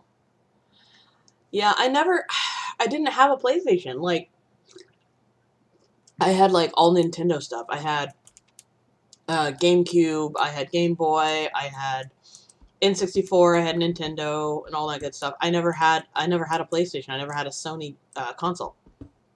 So I couldn't play it because it wasn't cross-platform. Yeah, I hear you, buddy. You just hush. I'm coming. Yeah, I hear you. Oh, that broke.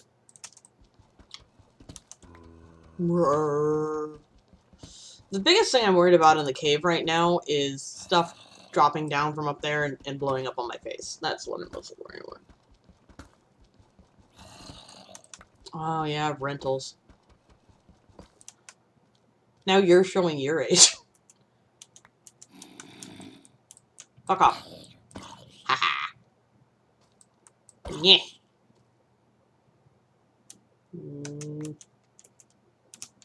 Nah. Nah. Haha. Okay.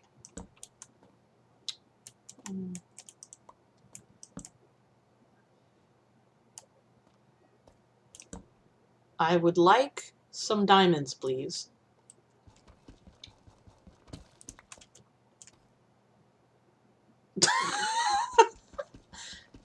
A brief. Listen, have you ever watched Super Butter Buns, Muds? They do a beginner's guide to stuff, and they did one for the Kingdom Hearts. Oh God! Oh God! Panic! Panic! Panic! Panic! What is it? What is it? What is it? Is it skeletons? Oh no! No! No! No! Okay. Well. Hey, watermelons and pumpkins! Huzzah! Watermelon sugar high. Ooh, fortune 2. Fuck yeah. Okay, so this terrifying opportunity means I can make a mob farm now. Huzzah! Okay, you should. Jasper, can you link Muds to Super Butter Buns, please? The Final Fantasy, or not the Final Fantasy, the Kingdom Hearts. Please. My love, my darling.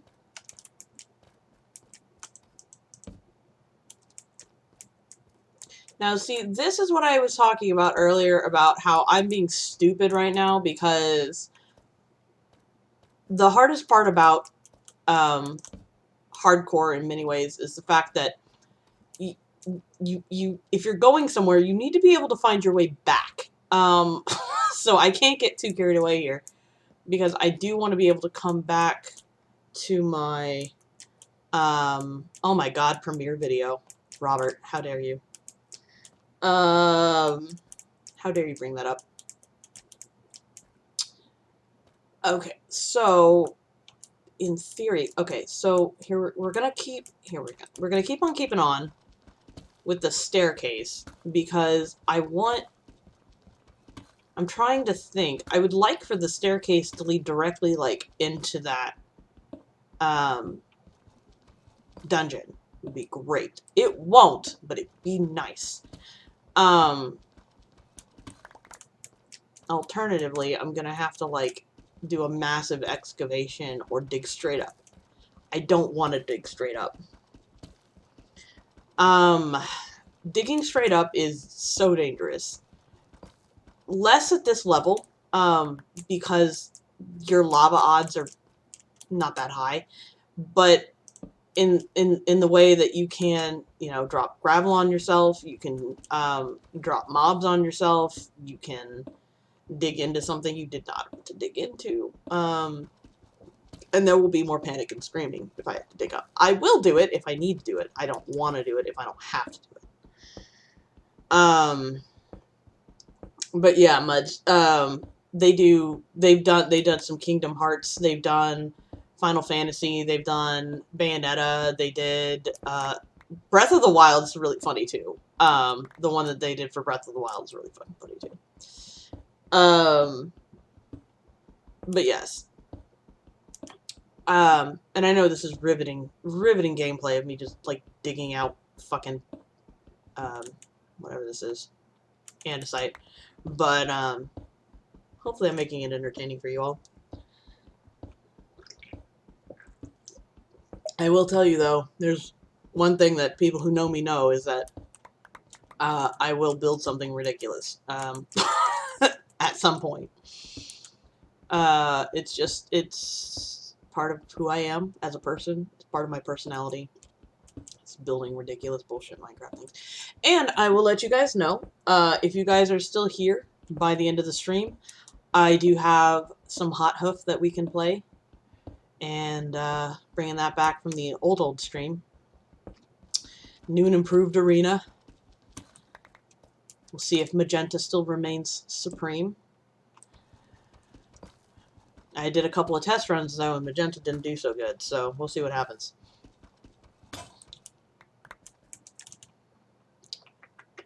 Okay, I'm gonna take this stuff back up. You know, at some point, I'm gonna build fucking stairs.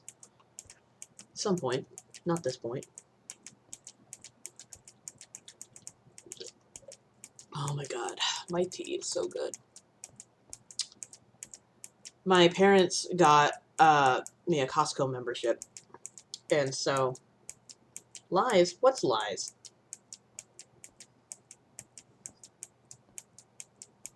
The Disney replica server is pretty sweet. I've seen it. Buddy, are you okay? Oh, he's sneezing again. I saw it when Achievement Hunter, fucked around there. I need another chest. Great. Is it daytime? I bet it is. Yay. Okay. Need more wood.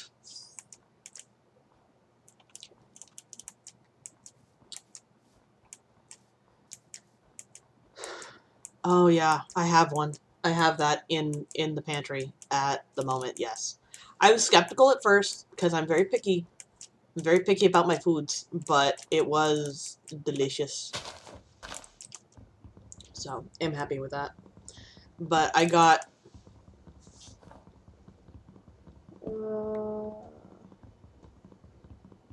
Hey, we building stairs. Do I know what time for Hot Hoof? I don't. I haven't decided how long I'm going to be playing for.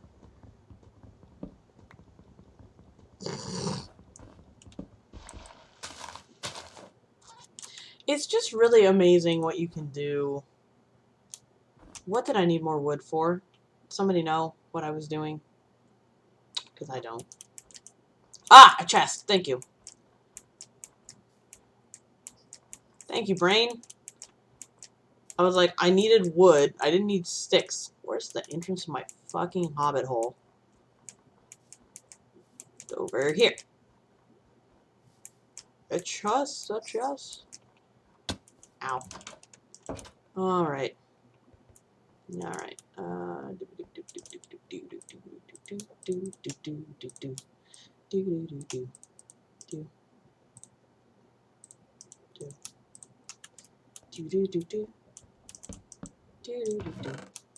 Put all the cobblestone in the chest. Cobblestone in the chest. Cause there's always so much damn cobblestone. Cobblestone in the chest. Now that I have full armor and stuff, though, what I may do. I'll think about it. 14 is a lot of fun. I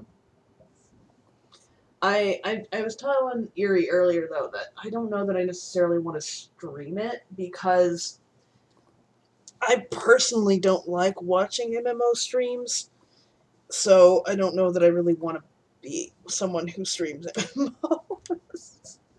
And I also don't tend to talk as much, especially if I'm healing or tanking, to the actual chat, because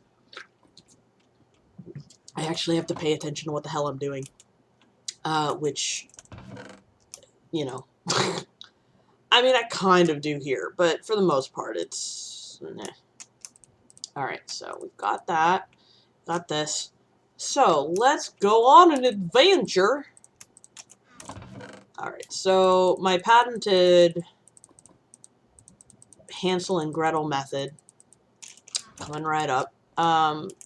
So what I do want to do, though, is sleep. We will go to sleep, because we don't want phantoms. Because that shit hurts, okay? That shit fucking hurts. Alright, so... Alright, so we will start from here, and we will go... Oh god! No, no, no. Not today, Satan! Not today! Okay. I'm still slowed, though, which is unfortunate. Okay, so...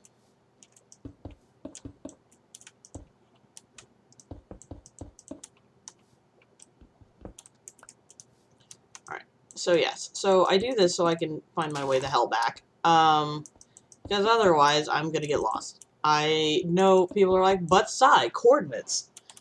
Yeah, I'm real bad at those. I really wish Lauren was on to confirm my stupidity with coordinates. In theory, okay, like, I understand how coordinates work, and yet still, every time, I just absolutely suck at them. Like, I literally went the exact opposite direction at one point than I was supposed to go to try to get to something. And, I have not lived it down. Because Lauren won't let me.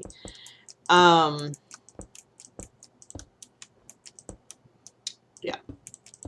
But, I just tend to make, like, a straight line with cobblestone, deep slate, whatever I happen to have, as just something to follow. The problem, once again, is that we live in a snow biome. Yay. So these can get covered by snow if it snows, which is unfortunate. But you can still see the cobblestone from the side. I may need to put torches down or make like a covered walkway at some point. Because again, I can't make anything small. It's not in my nature. Hey, look at the squid trapped under the ice. But yeah, I like to do this for several reasons. One, I mean, different resources. There's still some things that we're gonna want or need to trade with the villagers. And two, aesthetic. Because you know I'm not just going to sit there and make a spruce house. That's for peasants. We need a castle. Something amazing and fantabulous. Hello, oak tree. You're in my way. But yes. I think I might go maybe about another hour, probably till 8, I would say. Because I know Jasper has been asking. So at about half an hour or so, maybe some hot hoof. Does that sound good to everybody? Play some hot hoof. And see some of the ridiculous bullshit that I build whenever I'm in creative mode. Oh, why did I move? Okay.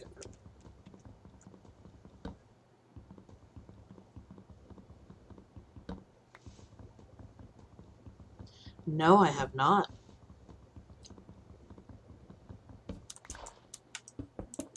I do love building castles and things, though.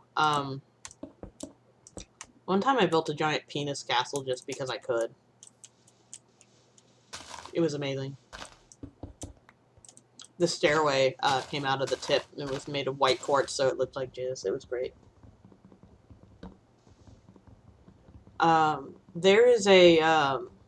There's somebody who's making a ultimate survival world that I've been following, and we're very excited that, you know, when it's done, you can, like, play it. There's, like, lore and story and stuff, and, Lauren and I have been following that. Ugh. I'm a little disappointed that Squeaks isn't here, by the way. How dare her. She doesn't support her friends. No, I know she's got family in, but, this way I can talk about her. She doesn't know. She doesn't know, guys. She doesn't know. Oh my god. I like making things pretty. I don't necessarily like making things deadly. I've never been very good at, like, the Minecraft traps and stuff. Like, that's never really been my jam. I mean, could I? Probably. Do I want to? Not so much. Oh, more spruce. Who would have thought?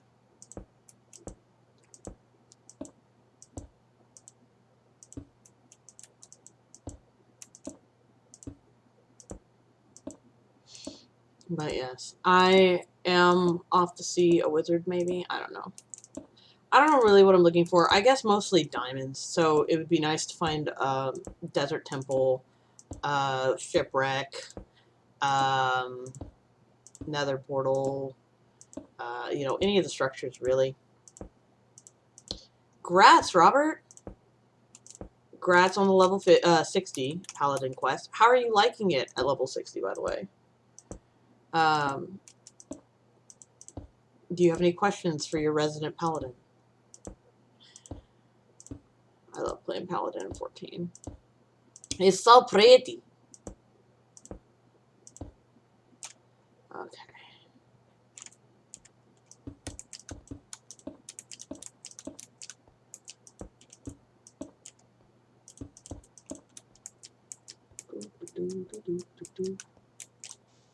Raindrops keep falling on my head, keep falling.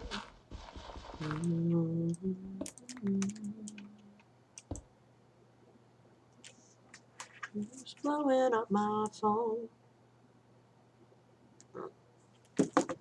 Google, like, is like, did you want news? And I'm like, no, not really. It's like, here's some news. It's like, okay, thanks. Excuse me. Locked tomb.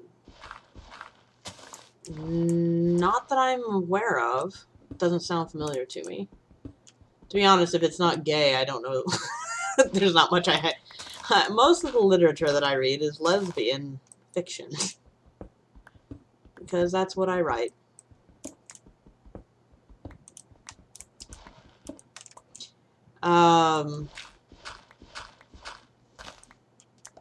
Gideon the Ninth. I haven't.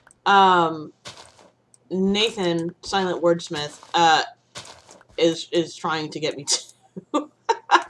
But I just haven't. I don't want to say I haven't had the time. I absolutely have. I just haven't felt like getting into a whole book series. I think it's more of a commitment than I really want to make at the moment for a book series.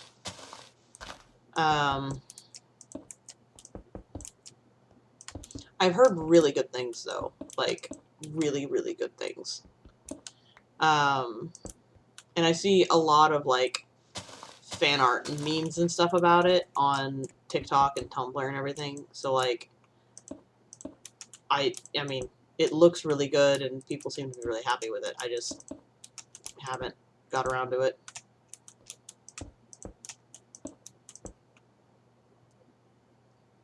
Audiobook? Oh, nice. Yeah, I mean, right now I'm just having trouble keeping up with Critical Role. Which, you know, I just, the time to, like, sit and, like, listen and, you know, chill. My depression, anxiety stuff is like, no, fuck you. You're not allowed. You're not allowed free time. What's that? What's free time? Who has that? Who wants that? Nobody wants that. There was a network error. Oh, no.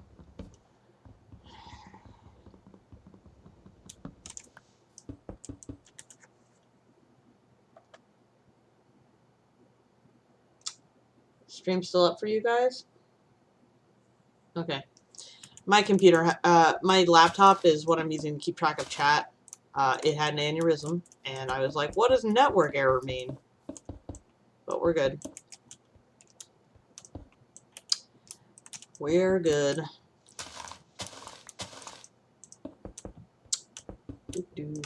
What's a cave? What's in the cave?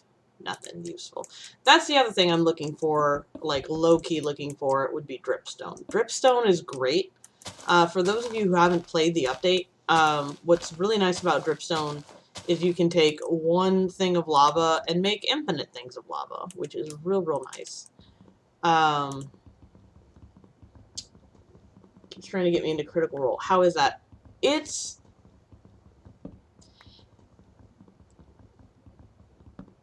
complicated. So, the thing about Critical Role is the first season, the one with Vox Machina, is honestly my favorite.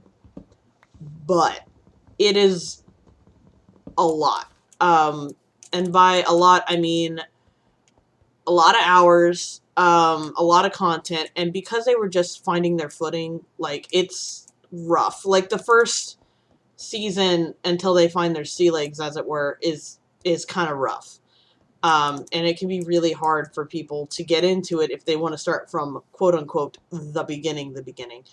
I usually, if you've never seen any Critical Role at all, I honestly recommend maybe starting with Season 2 with the Mighty Nine.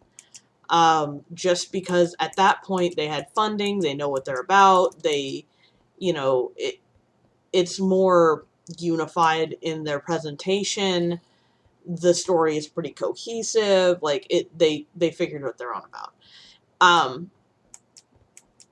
They did, if you have Amazon Prime, the Legend of Vox Machina television show, or like cartoon, is on Amazon Prime. The first, oh, this is a bad place to be, this is a bad place to be, this is a bad place to be, this is a bad place to be, bad, bad place. It is a bad, bad place. Safe into my hidey hole, safe into my hidey hole, safe into my hidey hole, safe into my hidey hole, hidey hole, hidey hole, hidey hole, hidey hole, hidey hole. There it is. Hi, home. Hello. Okay. I will finish my topic now. As I was saying, some people, if you do want to watch season 1, recommend you start at like episode 26, 27, somewhere around in there. They had a problematic player that ended up leaving because he was problematic, and that's about at the end of where he is, so it's makes sense to do that, because the beginning of season 1 takes place kind of in the middle of an arc, and So it's not necessarily the best place to get a good introduction to Critical Role, because like I said, they really had no idea what they were getting themselves into. How gay is it? On a scale of 1 to 10, season 1 is like, well, it depends on how you chart gay, because you've got several bisexual characters in the main cast. The player characters are absolutely bisexual as hell. You cannot tell me that Keyleth is not bisexual. You've got canonical gay characters, you've got canonical lesbian characters. In season 2, there is a canonical lesbian characters in the main cast. Polymachina is a very popular, very, very popular fan. I don't want to say theory, because I don't know if it's even a theory. It might be canon. Who fucking knows? But is essentially that all of them all fuck each other all the time. Yeah, they were a guest star. They've also guest starred in a couple of one-shots as well. And I love Stevenson. They are my hero, and I love them quite dearly. Lumberjanes is amazing. If you haven't read that comic book series, it's fan-fucking-tastic. Great representation. And they themselves are, I believe, either genderqueer or non-binary. I forget what they came out as. Forgive me. But them and Rebecca Sugar both are like, oh, I love them both. Heroes. Absolute heroes. Anyways, they've had a lot of guest stars. They had Stevenson. Oh, good, you did. Have you read Nimona, Buds? Have you read, they also did Nimona as a webcomic, and they made it into a graphic novel, which is also really good and very gay. Anyways, but yeah, they've had, I mean, Will Wheaton guest starred, Felicia Day guest starred, half the cast from the Overwatch, Darren DePaul guest starred, like, there was a lot of guest stars.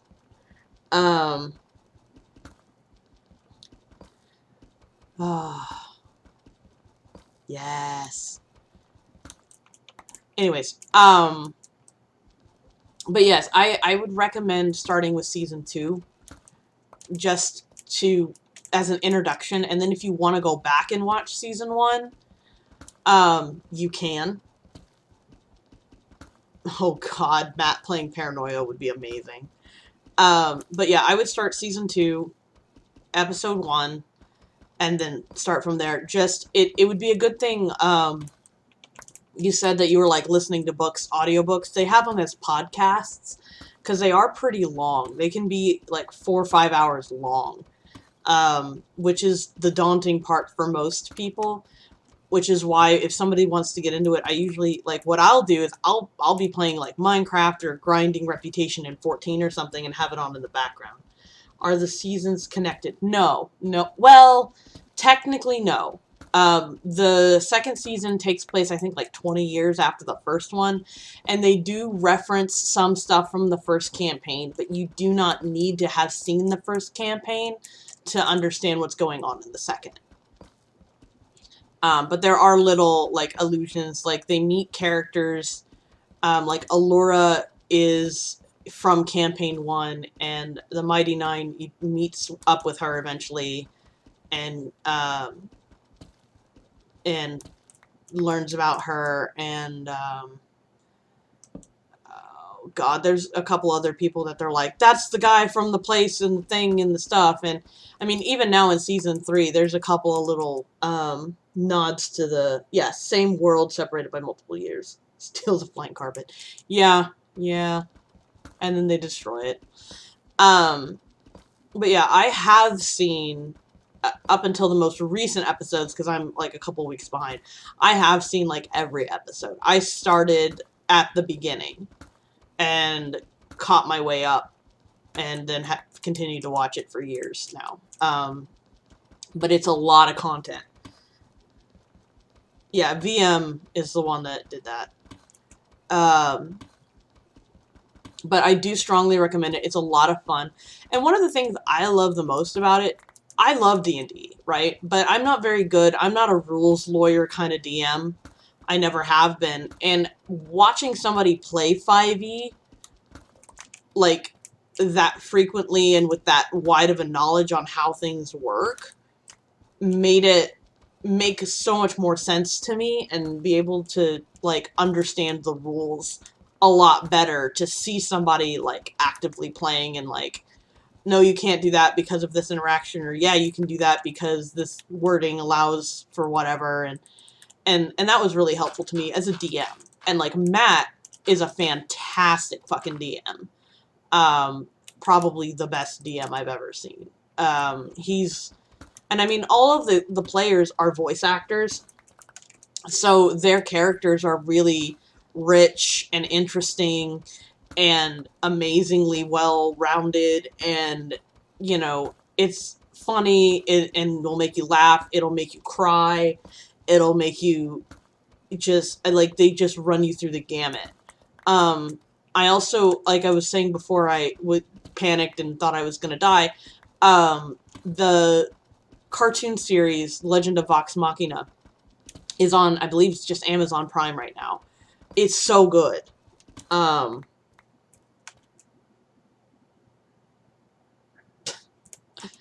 Nice. Nice, Robert. That's your Pathfinder game, right? But it's only 12 episodes. It's pretty short, but it kind of,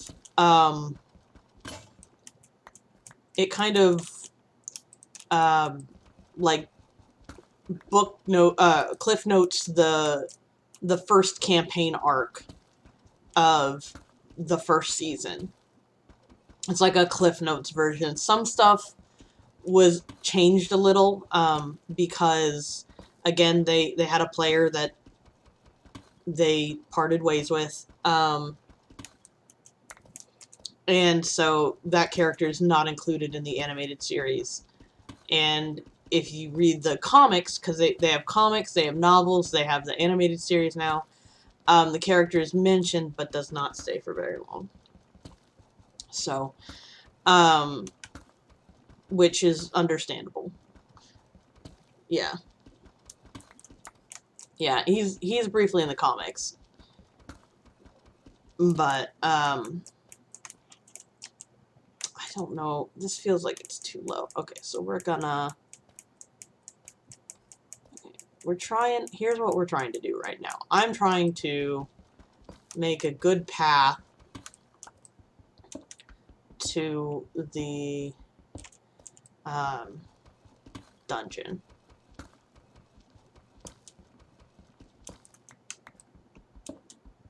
So we're gonna...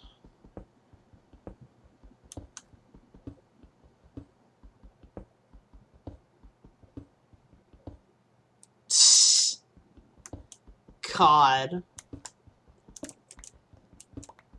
I mean, I can't speak to the, to hijacking a game being right or wrong, but it sounds like your DM was a dick. And that's the thing, is, like, I try to be a pretty chill and reasonable DM, I'd like to think, anyways. Like, when I play with my games, it's like, if you can give me a reasonable, like, I want to do this, and this is how I can do this, like, I'm not gonna let you just pull something out of your butt, but, like, if you're like, hey, I want to forge this, if I get ink and paper and stuff, can I try? It's like, yeah, you can try, I don't care. Let's, you know, come up with creative solutions to complex problems. I enjoy that. I think that's great when players are able to do stuff like that. I always hate, though, because I've been in DM campaigns where the DM is like, no, you're gonna do stuff the way I want you to do stuff. You're gonna tell this story my way. Like, and, like, handhold / chokehold you into doing the quests that they want you to do, doing it the way they want you to do it. God. As a DM, personally, it is never my goal to kill the players unless a player comes to me and says, hey, I don't want to play this anymore. Will you kill my character? That would be the only time that I would ever even consider that as an option. And it's just like, I don't understand that mentality, because D&D, to me anyways, D&D isn't a us versus them. It's not a, because I know they make those, I forget what they're called, but they do make games where it's like, it's like the group versus like one person. They do make board games like that. I forget the official like name for stuff like that, but they exist and they're fun games. But I don't think the D&D should be like that. It's a group of people telling a story together. And when it stops being that, honestly, I feel like it stops being fun at that point. That you want to come together as a group of friends or players, and even if you aren't like maybe friends outside of that, and be able to explore a world together, tell a story together, not like try to kill each other. I don't know, maybe that's just me, but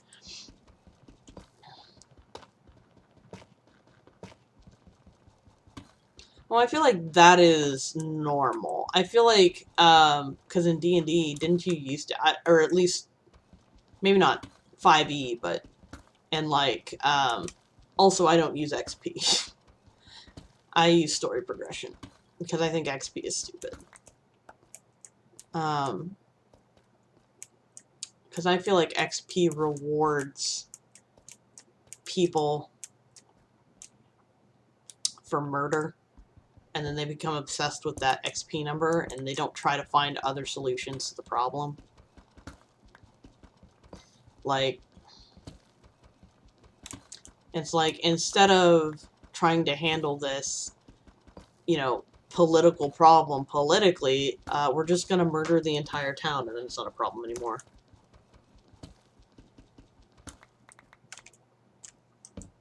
Yeah, see, that's what I mean. It doesn't, it's just like, it just focuses on, you know, who can hit the hardest, who can kill the most, and I don't think that's the point of D&D anyways. Yes, it is a solution, but it's not a good one. Hey, welcome back!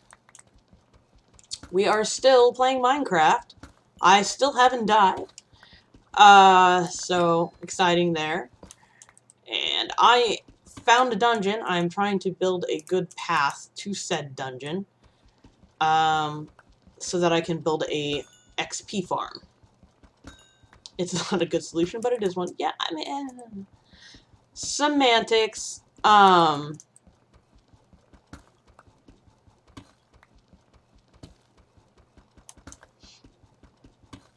Made a skeletal army, good god. I don't know. I mean, like, when playing D&D as a DM,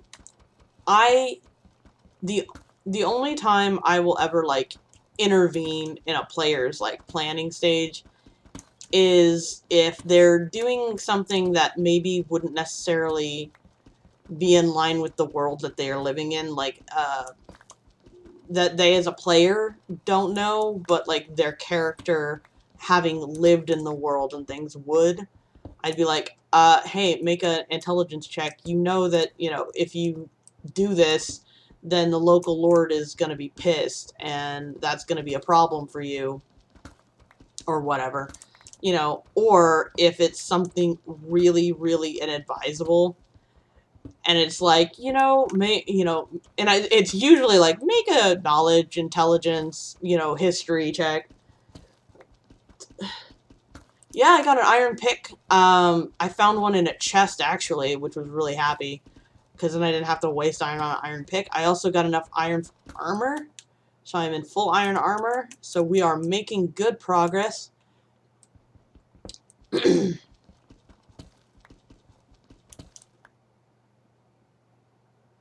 God. I mean, it's fine if you want to do like a Dark Souls emulator in D&D, that's fine, as long as your players know and agree to that. Like, you know what I mean? Like, if you knew what you were getting into, if you were like, okay, my DM has come to me and said, you know, I'm really loving Dark Souls right now. I want to try and run a D&D campaign based on Dark Souls. You'd be like, oh, cool. And then you would spec yourself accordingly. And you would also, like, not be surprised that, oh, shit, we lost all of our stuff, or, you know, what have you. Like,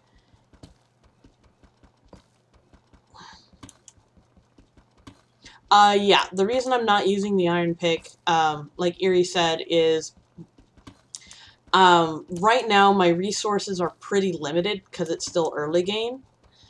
And it's faster, but it's also, like, the only way. If I come across diamonds, I need an Iron Pick.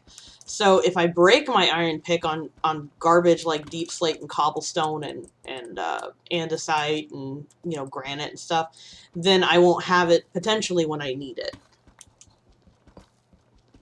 Yeah, that does sound like a terrible DM, but yeah. Because the thing is, back about the pick though, for right now I'm in, like,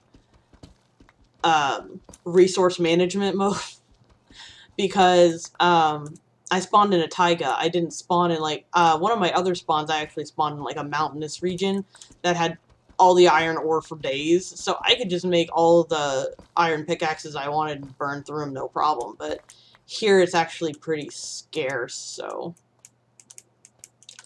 I'm trying to be good about my resources. Yeah, but that's really dumb. But, like, because, like, I had an idea, like, I don't know how many of you have read my book, but I am published, for those of you who don't know.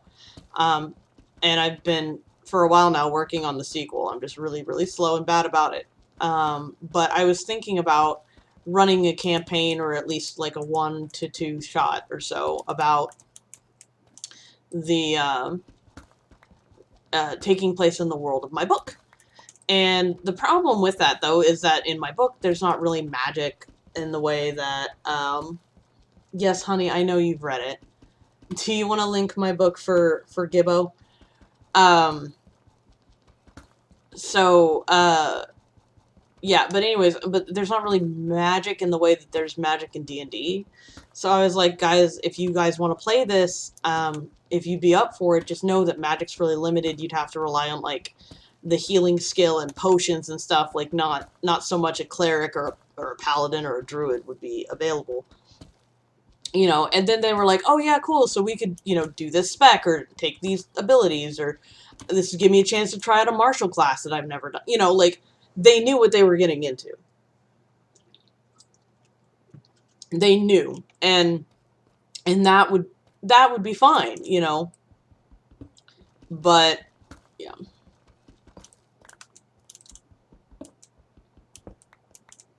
Okay, so let's see. I want to come down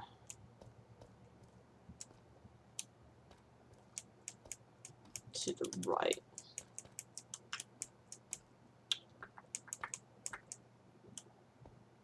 Oh, I can actually, let's see.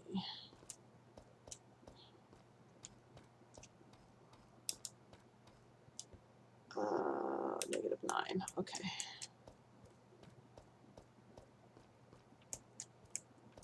What you saw briefly on my screen was me looking at the coordinates, so I know how deep down to go before digging over.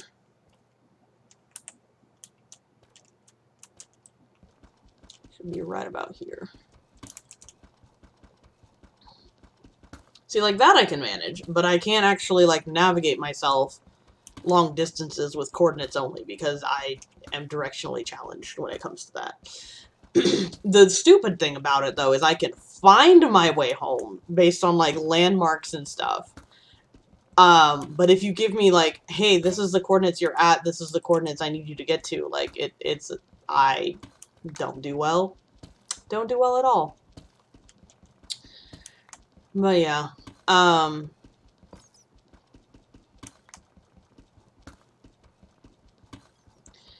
this is a really good spawn. I'm really, really happy with the spawn. I know I keep saying that, but I was originally really upset because I had, like, ice spires biome, like, right near my spawn point. I was like, oh god, there's gonna be polar bears.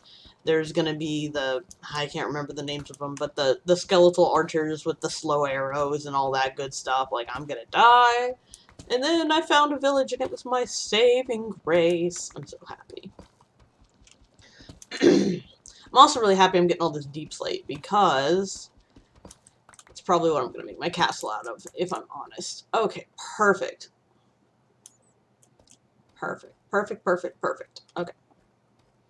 So now we have a direct line to the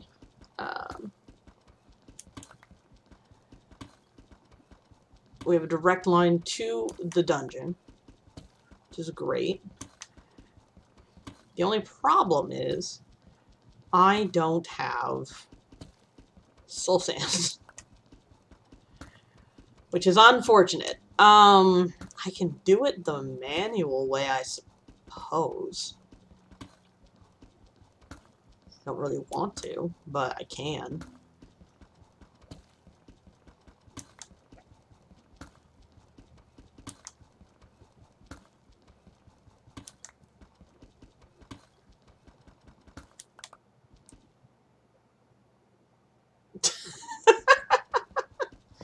Nice. I like that. I do. That's funny. I like that a lot.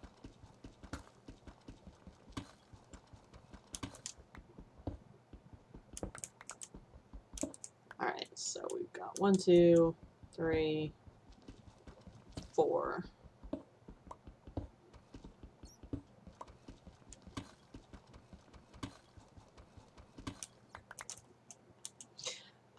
I have been kind of sitting on an idea of a barbarian, but the barbarian thinks that they're a wizard.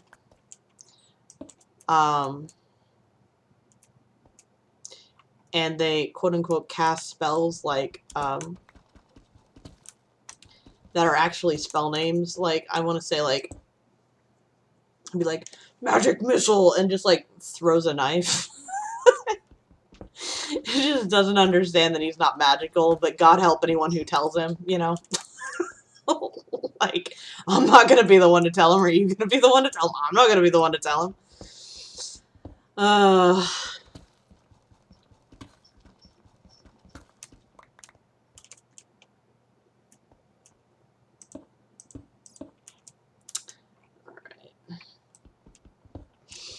But I enjoy when people come up with, like, fun character things, and I enjoy it even more when it's not necessarily maybe the best ultimate min-max of the character that it could be. It's like, no, this sounded like fun to play. I had a character that I wanted to play that was like a bard who was pretending to be a cleric. 1, 2, 4. Oh wait, that's 5. Okay, there we go.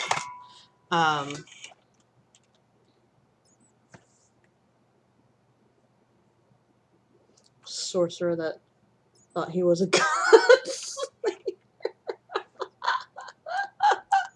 Oh, that's great. I love that. Oh, that's fucking great. Oh, man. I love it. I love it so much. Oh, God. Finger guns. Like, oh my God, what's that anime? Jasper, what's the anime? Uh, the guy with the spirit finger guns. I can't, I don't know what it's called. I haven't actually seen the actual anime, but I know it's a thing, because I've seen clips. What's it called, Jasper? I know you know. I know you know. Yu Yu Hakusho, yes. Yu Yu Hakusho.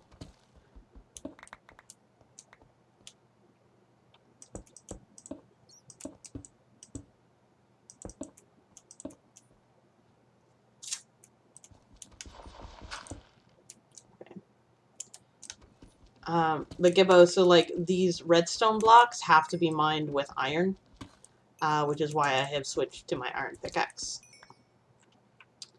But yeah. You also refuse to watch. It looks really dumb for my defense. It looks really dumb. I don't know that I would enjoy watching it. It's not that I refuse, it's just I don't really want to. You're like, that's the same thing! Maybe. Potato, potato. I'm sure it is really good. It just doesn't look like the kind of anime that I would actually like to watch. Like, you know I love me my slice of life stuff. I love me my slice of life, and it's not gay enough. It's not. I'm sorry, but I know it's not gay enough based on when it came out. There's no way.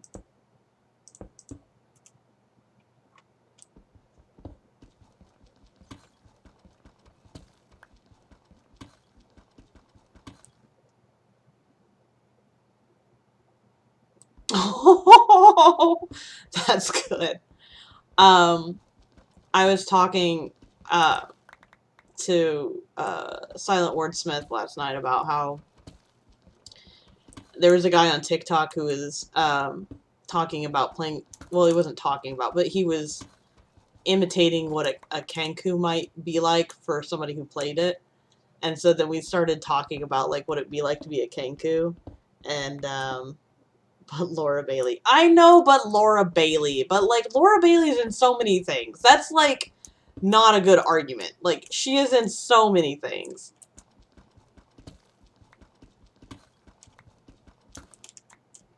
If I watched everything Laura Bailey has ever voice acted in, I would never run out of things to watch. Like,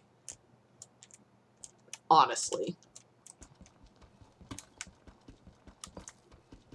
Agreed, Muds. Absolutely 100% agreed. Except I'm a very big fan of my volleyball boys. Oh my god, I just totally forgot the goddamn name of it. Help. Jasper, help. Help. What's it called? Is it Haikyuu? Is that it? Yes, okay. Haha! Which is not necessarily canonically gay, but if you look at it, I mean... Is your current anime, or just current show?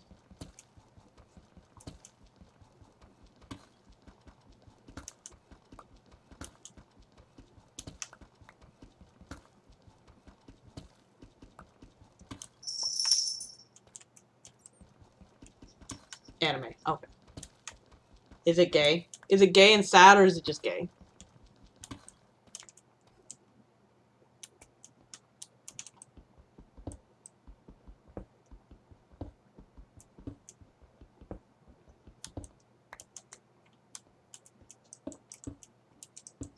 False. Wait, did I fuck that up? I did. I did fuck that up. Good job, me. Ah, wrong pickaxe. There we go.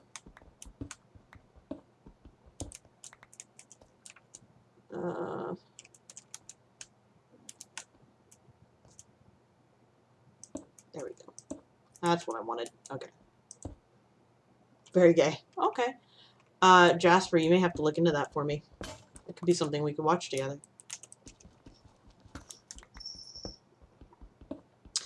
Muds, have you seen, Bofuri?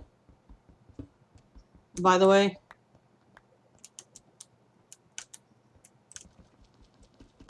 You cannot tell me Bofuri is not... Oh my god.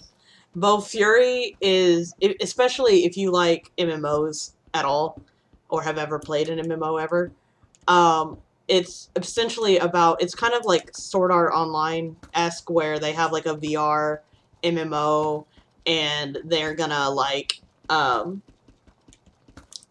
she's gonna play it, and she's never played an MMO before, so she just puts all of her fucking stats in Jasper, can you link that for Muds, please?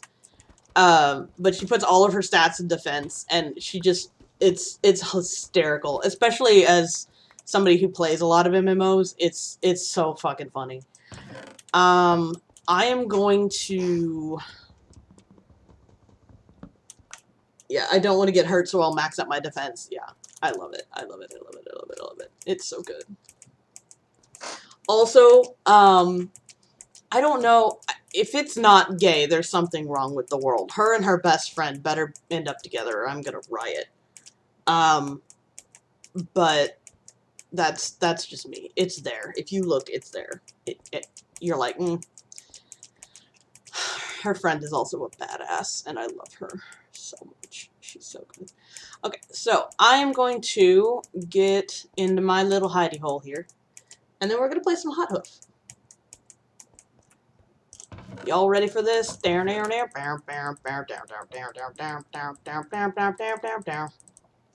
Alright. Quit to title. Alright, everybody. It is time for what everyone's really been here for. I know what you all want. I know what you all need. It is time for Hot Hoof. Welcome to the new arena. I spent a long time on this, obviously in creative mode. I am flying. I was not going to do this in a survival setting. I could have. Didn't want to. But yes, through the gates of hell.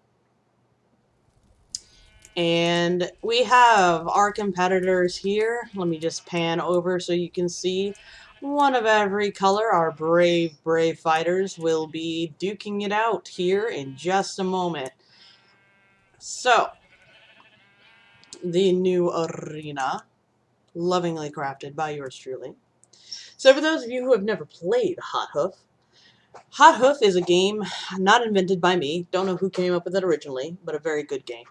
This is concrete powder. Underneath the concrete powder is going to be some wood. The wood will then be set on fire, and it will randomly spread, as is wont to do in Minecraft.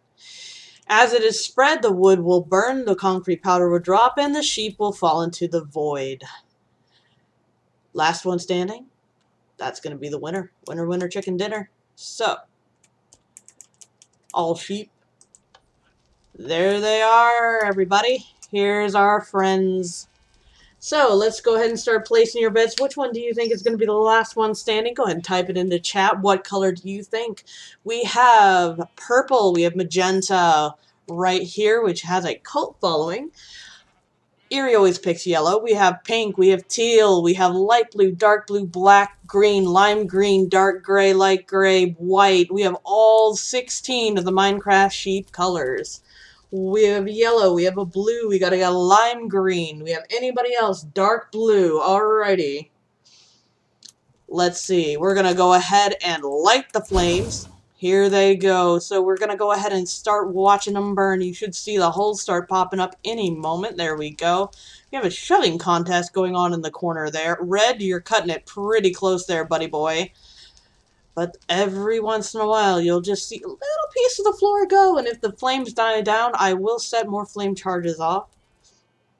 So, who do we think? Who do we think? We've got the middle that's burning pretty nicely. Some of the edges are going too. White is bullying light gray in the corner there, and orange and blue, I don't know what you two are doing, but this is a family show. So, we've also got a pretty clear indication that none of them are chilling in the middle. Probably for the best. No, it is still logs. I thought the planks were a little too short of a round. So I have yet to, I don't think anybody's dropped yet. 3, 6, 7, 8, 9, 10, 11, 12, 13, 14. I think we may have lost one or they're glitched into each other, but we still have most of the competitors. Light blue by themselves, just chilling in the middle. Very precarious situation. There's a lot of fire underneath them. Oh, who's going to go down? Who's going to go down? It's getting very... Oh, we lost one! I think that was magenta. I think purple's also gone. I didn't see it fall, but I don't see it anymore. Magenta has fallen, folks. We've got yellow who's chilling in the corner. Looks like might be in a spot of trouble, though. There is some fire there. I know dark blue has also disappeared at some point. Oh, black and red together have gone down. Dark gray is not looking like they're in a good spot. Pink and yellow are in a shoving match over in the corner on the left there. We just are watching that concrete drop. White is in a very bad spot. Yellow just murdered lime green! Oh no! Muds. And they, Pink almost killed yellow. Yellow's going back for another push, and it is a stone cold killer. Yellow is a stone cold killer. So we're going to stoke the fires a little bit more there, folks. You can see them going across the bottom. We've got yellow in a precarious situation. Everybody's pretty much on fire except for dark gray. Yellow is wandering around there. Brown looks pretty safe. They have a pretty big chunk over there. Poor gray is all by themselves. Just on a solo block that is now on fire. I don't know that gray is going to survive this. Blue is also not looking so good, but they do have a larger chunk if they choose to move. Yellow, everything is on fire underneath yellow. That could be, there goes dark gray. Brown is now stuck in that little corner there up in the upper right hand. So we have yellow still in play, light blue still in play, brown and white. Those are our final four right now.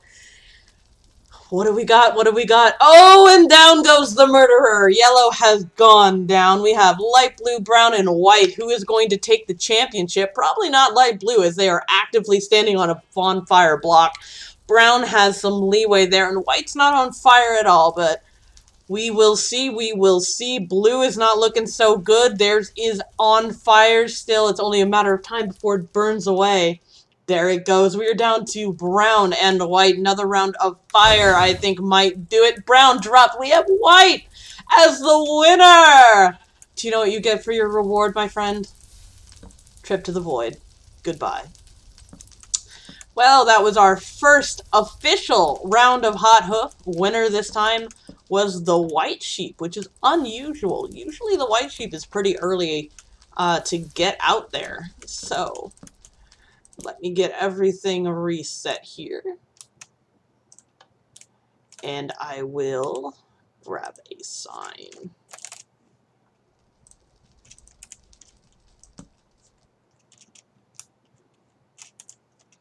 We have one win on white. Fantastic. All right. The game is not racist. You saw it was fair. I didn't even light anything on fire manually. The random ticks the fire, take who it will. All right, folks, we are getting ready for another round of Hot Hoof. Let's get the contestants out onto the field. We'll let them mill about for a little bit while you guys place your bets. Place your bets on who do you think is going to make it to the end. Now, if you recall, yellow's a bit of a monster. Did a lot of pushing, a lot of shoving, but it did not get it the win. Did not get it the win. So violence is not always the answer, Robert. Going back to what we said.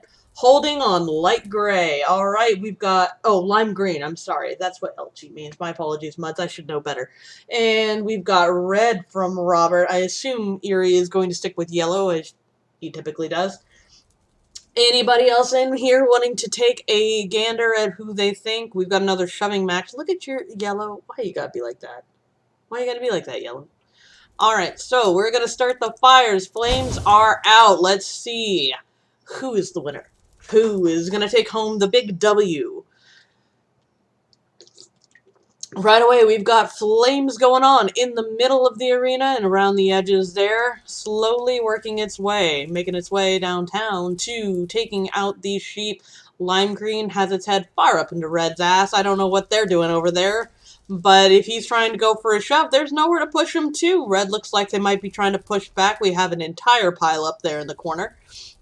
And red escapes. We've got orange coming in now to mess with lime green, maybe to shove it off the side. Muds, lime green's a pushover. They may get shoved off into the abyss. White, very precarious right there, maybe falling soon. We are looking for those deaths. We are looking for those drops. More and more the fire is burning away the little bits of land that they have left. That was a close one by orange there. We've got pink meandering into a corner, and teal is just staring. Dark green almost got pushed off. Lime green and dark green are sharing a 2x1 block space that could be really bad for those two. Teal goes down in a blaze of glory. I saw them burning all the way into the void. White is getting pushed by yellow once again and has taken a dive. Stone cold murderer. Stone Cold Murderer. Red looks like red went. I missed it. I'm so sorry. Yellow is a precarious situation. Greens are chilling together. They are sticking it out, but it's only a matter of time before one pushes the other one off. They are actively on fire. Will they go down together, or will they Titanic this shit? So right now we have brown, we have orange, we have dark gray, we have pink, we have light blue, and we have purple. Looks like magenta went when I wasn't looking. There went dark gray. So red was the first to drop. I'm so sorry, Robert. Pick more wisely next time. Light blue is in a dangerous place, and so is dark brown over there, is in a corner where everything is just on fire. Fire, fire everywhere, not a place to stand. We're going to stoke those fires just a little bit more here and get everything all fired up again.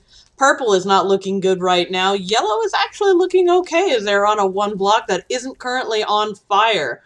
More and more the sand is falling away, although purple's block is going to be going out there soon. It's gotta be. It's been burning for a while. Pink is also not looking so good either. So if I had to place my bets, I'd say either purple or yellow are looking, or not purple, brown or yellow are looking pretty good, pretty content right now. Neither one on fire in a pretty safe location. There goes purple. We're looking for top 4. We've still got 6 remaining. Oh no, Muds. Oh no. Mud's upset at the stone. Oh, there goes pink. There it goes. So we are down to the top 5. Both of the greens are still hanging out together. I think we need more fire, folks. I think we do. Fire is the answer. Oh, yellow's on fire now. I'm trying to see if... And so are the greens, so they could be taking a dive here soon. We've got the top 5, yellow and green down. We are down to brown and dark gray. Dark gray is in the better position and has more real estate, but brown is not currently on fire. At least I don't think it... Oh, no, it is. It is on fire on the bottom. That could be its downfall unless gray takes a misstep. Who do you think is going to be? And there we have it, folks. Our winner is Brown Sheep. The Brown Sheep. Do you still think my game is racist? Do you still think my game is racist? Interestingly, a lot left of the floor was left this time. They seem to willingly leap to their deaths. Cough, cough, being pushed to their deaths. I'm looking at you there, yellow. Stone Cold Killer. Stone Cold Killer. The murder hobo we all love is yellow. Alright, brown. Take a swim. Goodbye. Alrighty, so brown coming in with another win. And we are going to go ahead and reset the arena. Everything is reset and good. What do you guys think is going to be the next winner? Next winner, what color? What color do you think it is going to be? Yellow is not the new magenta. Magenta is the magenta. Yellow would only be the new magenta if yellow chose to win. Your murderous ways have not gotten you the win yet. Let's see if that continues. I assume that Eerie is going to be staying on yellow. Muds will be staying on lime green. Robert, let's hear a weigh in from you. Who do you think is going to take the win this time? Taking a look at our competitors here, you're thinking it's going to be the Black Sheep. Baba Black Sheep, have you any wool? Let's see if they do or if they will fall into the void. The fire has begun, the floor is dropping away, and we are well on our way to seeing who our next victor is going to be. Orange, straight away in a hole, dead. I'm pretty sure dark green may have shoved it down there, but I was looking away at chat at the time. Apologies there. We've got some shoving going on around black in the corner. It breaks away. Dark blue is chilling with white. Ooh, near miss there for light gray. Blue is pushing white into a hole, but he escapes. It looks like it's just going to be fine. Blue now pushing pink, taking a page out of yellow's book. Yellow is kind of trapped in a corner. Magenta shoving light gray. We've got some mean sheep out there today. Mean, mean sheep. Oh, magenta's getting pushed around there by red. Light gray doesn't know what's going on. There goes yellow. Oh, and not a kill to their name this time. So sorry to see that. Lime green and black are still alive, though. There's 3 sheep pushing back and forth in the upper middle there. Blue managed to escape, but brown and dark green are going at it. Green decides to just walk away. Magenta going for another kill on red. Red's trying to escape, now being pushed by lime green. Magenta is teetering on the edge. Can it recover from that? Yes, and does break away from the lime green. Down we go. I didn't see what color sheep that was. I think it was magenta, just got flaming sent to hell where it belongs. Next up, what do we have? We've still got a lot of fire and a lot of sheep, so hopefully things are going to pick up soon. Light gray does not seem to be in a good position. It is on fire underneath. Only a matter of time before that burns away. Light blue is pushing lime green again. Red joining in. We have all 3 sheep on one block. Lime green pushes its way over the gap to light gray, but now is on a block that is on fire. Poor choice, perhaps, but maybe they didn't have anywhere else to go. Sheep are technically 2 blocks long, I believe, so it is difficult to fall, but not impossible to fall in a 1x1 hole. We're looking here, we've got a whole cluster. Oh, there goes light blue, and there goes red, I think it was. We now have brown, dark green, white, purple, dark gray, light gray, lime green, still alive. Still forbidden love. Forbidden sheep love. White's moving on over to brown, maybe to push, maybe to chill. We don't know yet. Oh, maybe to push. Might be a little bit of shoving going on down there in the left. Purple majestically staring off into space. I almost didn't see dark gray because it does blend in with the deep slate. Or the, I'm sorry, that's not deep slate. That is Blackstone. Regardless, we are whittling it down. We're down to, what, 7 now? We're trying to get to the final 4. White is taking a precarious path and may now be trapped on that L-shaped block that is on fire. Gray is moving away here. Lime green is now trapped with light gray. Pushing it. Trying to make room. Trying to make room. Not pushing enough, though. They are inside of each other's heads. I don't know if that's a sign of intimidation or affection. Brown is not looking too good right now. Is in the middle of the arena and on a very much burning block. White is also gone. There it goes. It's only a matter of time before brown follows suit. I feel like purple's pretty safe. Gray appears to be levitating. Dark gray, anyways. And lime green and light gray are just chilling on their blocks there. I think we need more fire! More fire! Huzzah, more fire! You thought you were safe and now there is more fire.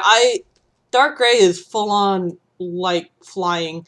Lime green is very precarious. Very precarious. Pushing back, though. Pushing back. There is a tug of war going on in that bottom corner. I don't know, Muds. Will this be the lime green victory that we want to see, or are they both going to go down? We'll find out here soon. Dark green is on a massive inferno right now. Probably not long for this world. Same with dark gray. Brown actually looks pretty secure, not seeing too much fire there. Purple is also on fire. The only one that is not on a fiery block is brown. Green also pulling a dark gray and levitating on its solo block there on the left-hand side. But it is fully consumed in flame and is only a matter of time before that brick is no more. Look at it, purple. There goes lime green. Light gray is alive. There goes dark green. We have the final 4, final 3, my apologies. We have purple, we have light gray, we have brown. There goes purple. And it looks like it very well might be brown again, but I'm going to set the fires. Yes, it is! Brown, once more, has taken the win. Lime green did hang in there for a long time, Muds. Long time. But in the end, it just wasn't enough. Goodbye. Goodbye, sheep. Alright, so let's update this sign for 2 wins. Brown doing very well tonight. Insert silent rage. Okay, let's place a sign down for no well-explained reason, reset the arena, and get our players back on the field. So, as they're meandering about, Muds, you're still sticking with lime green, I assume. That's the hill you said you were going to die on, and it does die on that hill repeatedly.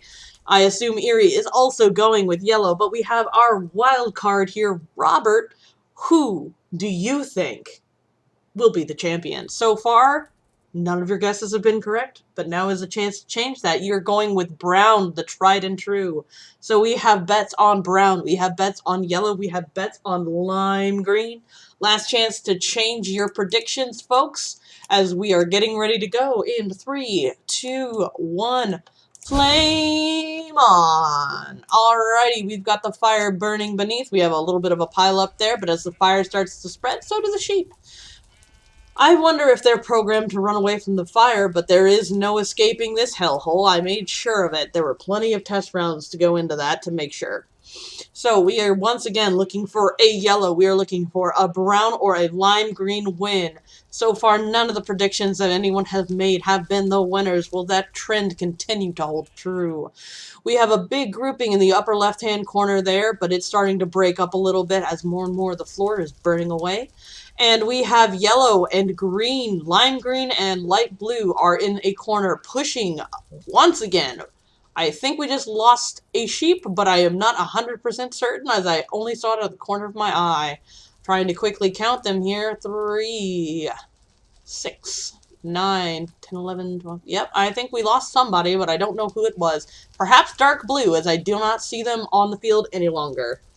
Flameo Hotman is correct, as we continue to have the floor burning away. Looking on it now, we also have gray likes that corner, pretty much, but may end up burning him in the end. Dark green and brown are pushing each other. Brown just went for a dive. Robert, I am so sorry.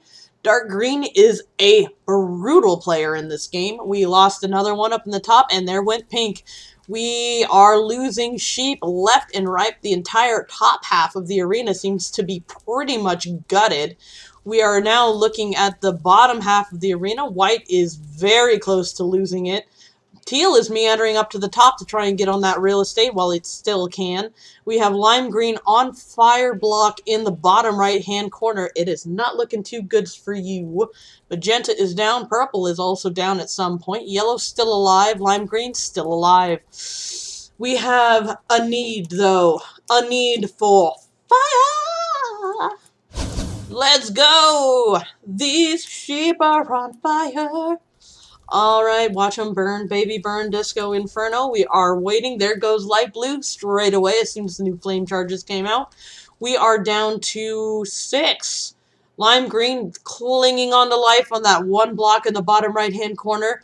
Black is clinging on, but is on fire blocks. Yellow has a lot of space to work with, but we'll see if it gets cut off. Teal and light gray are sharing the same road. Teal just murdered light gray. Murdered light gray. Did you guys see that? No heart at all, but it is not going to help it too much as it is currently on blocks that are on fire. We have yellow here, also on a fire block. Is it smart enough to move away, or will it just stand there and watch it burn? Black is in trouble, but lime green seems to be stabilizing. Teal also in trouble, and green seems to be okay for the moment, provided it doesn't move over to where yellow is currently.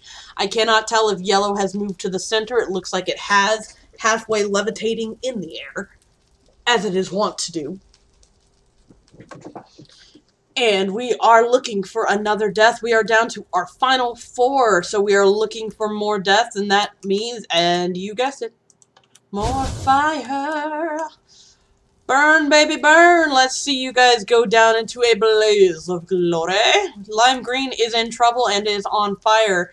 Dark green and yellow are sharing a platform right now, but green's awfully close to that flame. I have seen them catch on fire themselves and die from that before. It is a possibility. Is a legal play. There goes teal. We are in the final 3 now, folks. We have 2 greens and a yellow. That end of the color spectrum seems to have been done pretty well. I hate to break it to you, Muds, but I don't think lime green is going to make it. Unless something happens over in the corner there, lime green is pretty much screwed. Both sides of that block are on fire, and it's only a matter of time before it gives away. But dark green is pushing yellow to the edge, and could very well murder it. Can those two go down before lime green drops? We will see here very shortly. Oh, and a surprise that everyone saw coming. Yellow murdered dark green, and now is the winner chicken dinner. Our Stone Cold Killer has returned. Yellow taking a win for once.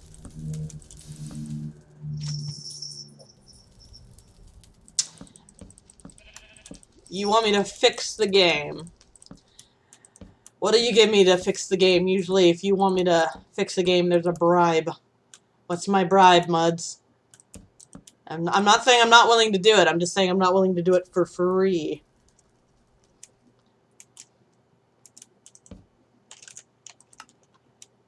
I mean, Jasper's my husband. He can give me sexual favors, but,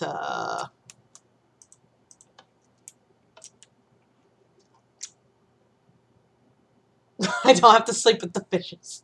No, but I do have to sleep with my husband, so I probably should not fix the game.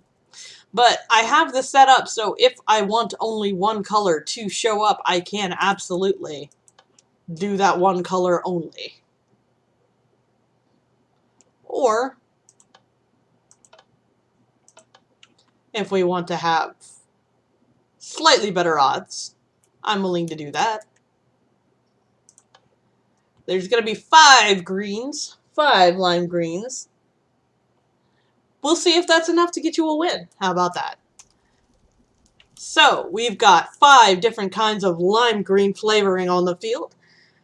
Jasper is going to, of course, stick with yellow. Muds has a slight advantage with lime green, but will that be enough? We'll find out. Robert, you're our wild card here. Who do you think is going to take it? Do you think that the extra lime greens are enough to give Muds the advantage? Or do you think a completely different color is going to come out and take that W? What do you guys think? What do you guys think? Dark blue from Robert. Alrighty. We're going to go and see. And now. Alright, folks, we will see. We've got lime green ganging up on a light blue in the corner. We have magenta and black and brown ganging up on a green in the corner. We have so much green on this field. Will it be enough to give lime green the win? We'll find out. We'll find out. Because this may be our last game. We maybe have time for one more after this, depending on how long this goes. Oh, we've got some shoving. Teal's doing some shoving. Shoving. Oh, black escapes it. The lime green are all clustered together, which does not bode well for you. There goes one of them. One of the lime greens is already down. We are down to 4 lime greens. Another one almost walked to its death, but did stop short. Yellow looks like it's about ready to murder light blue in the bottom there. But light blue escapes. Dark blue is coming over to see what all the fuss is about, which is probably not a good plan. But it wanders away. We have 3 sheep there on 3 blocks. That's not going to be great. Yellow goes down. Blue is pushing, and down that one goes. So dark blue and light blue are sharing a block. We lost another lime green. Down to 3 lime greens. The numbers may not be enough to help you, Muds. They are going down at an alarming rate. But we do still have plenty of sheep. Dark blue is still in this, Robert. Still in this. But barely. We are looking probably for some more fire. Fire. Dark green pushing a light green around. They're spinning around each other, moving back and forth, thinking about it. Two light green, two lime green in a corner there. Not looking so great for them. A lot of fire on that bottom right-hand corner there. Oh, and they're pushing. Oh, and they're pushing.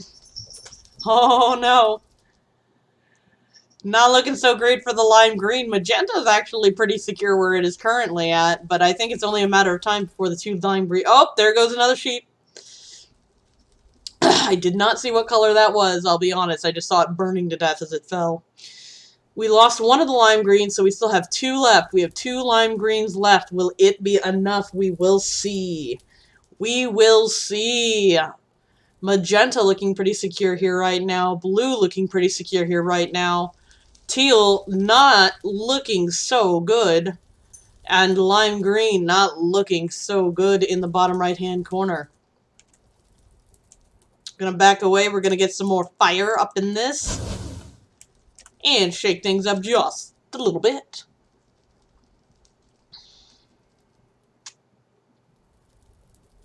So we're looking... Oh, dark gray goes down. We have 6 left. Lime green, though, is not probably long for this world in the bottom right-hand corner. The one in the upper corner, however, is hanging in there. It doesn't appear to be on fire from what I can see, unless it's on the very, very bottom, but I don't believe it is.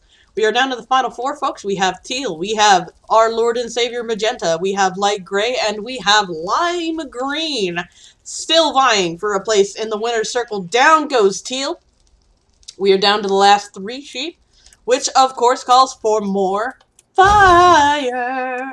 Oh, lime green may be in trouble now, and down it goes. So, even having 5 lime green sheep were not enough to save you.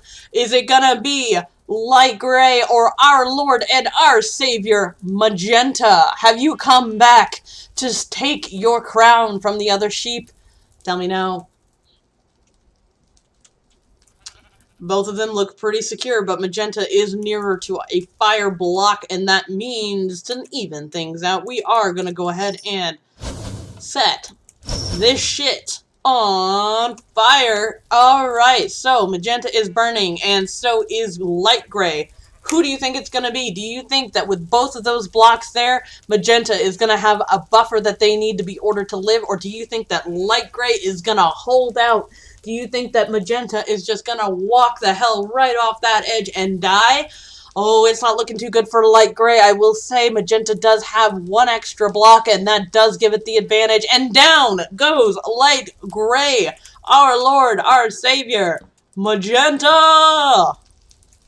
And what a fitting way to close out this hot hoof. So, that is the wrong sheep. There we go. So, tonight's hot hoof, we have 2 wins by brown. Brown is in the lead. We have 1 win by white, 1 win by yellow, and 1 win by our Lord, our Savior, our magenta. So, with that, folks, I am going to go ahead and close out tonight's stream. I do want to say thank you, everybody who came to watch me make an ass of myself, and thank you, everybody who followed me. I definitely appreciate it. It really helps me out. I hope you guys see me back here tomorrow. I'm hoping to stream probably for about the same amount of time, which turned out for tonight to be 5 to 8. So just a little 3-hour stream there. Once again, muds. But once again, thank you guys so much, and I look forward to seeing you guys back here, same time, same place.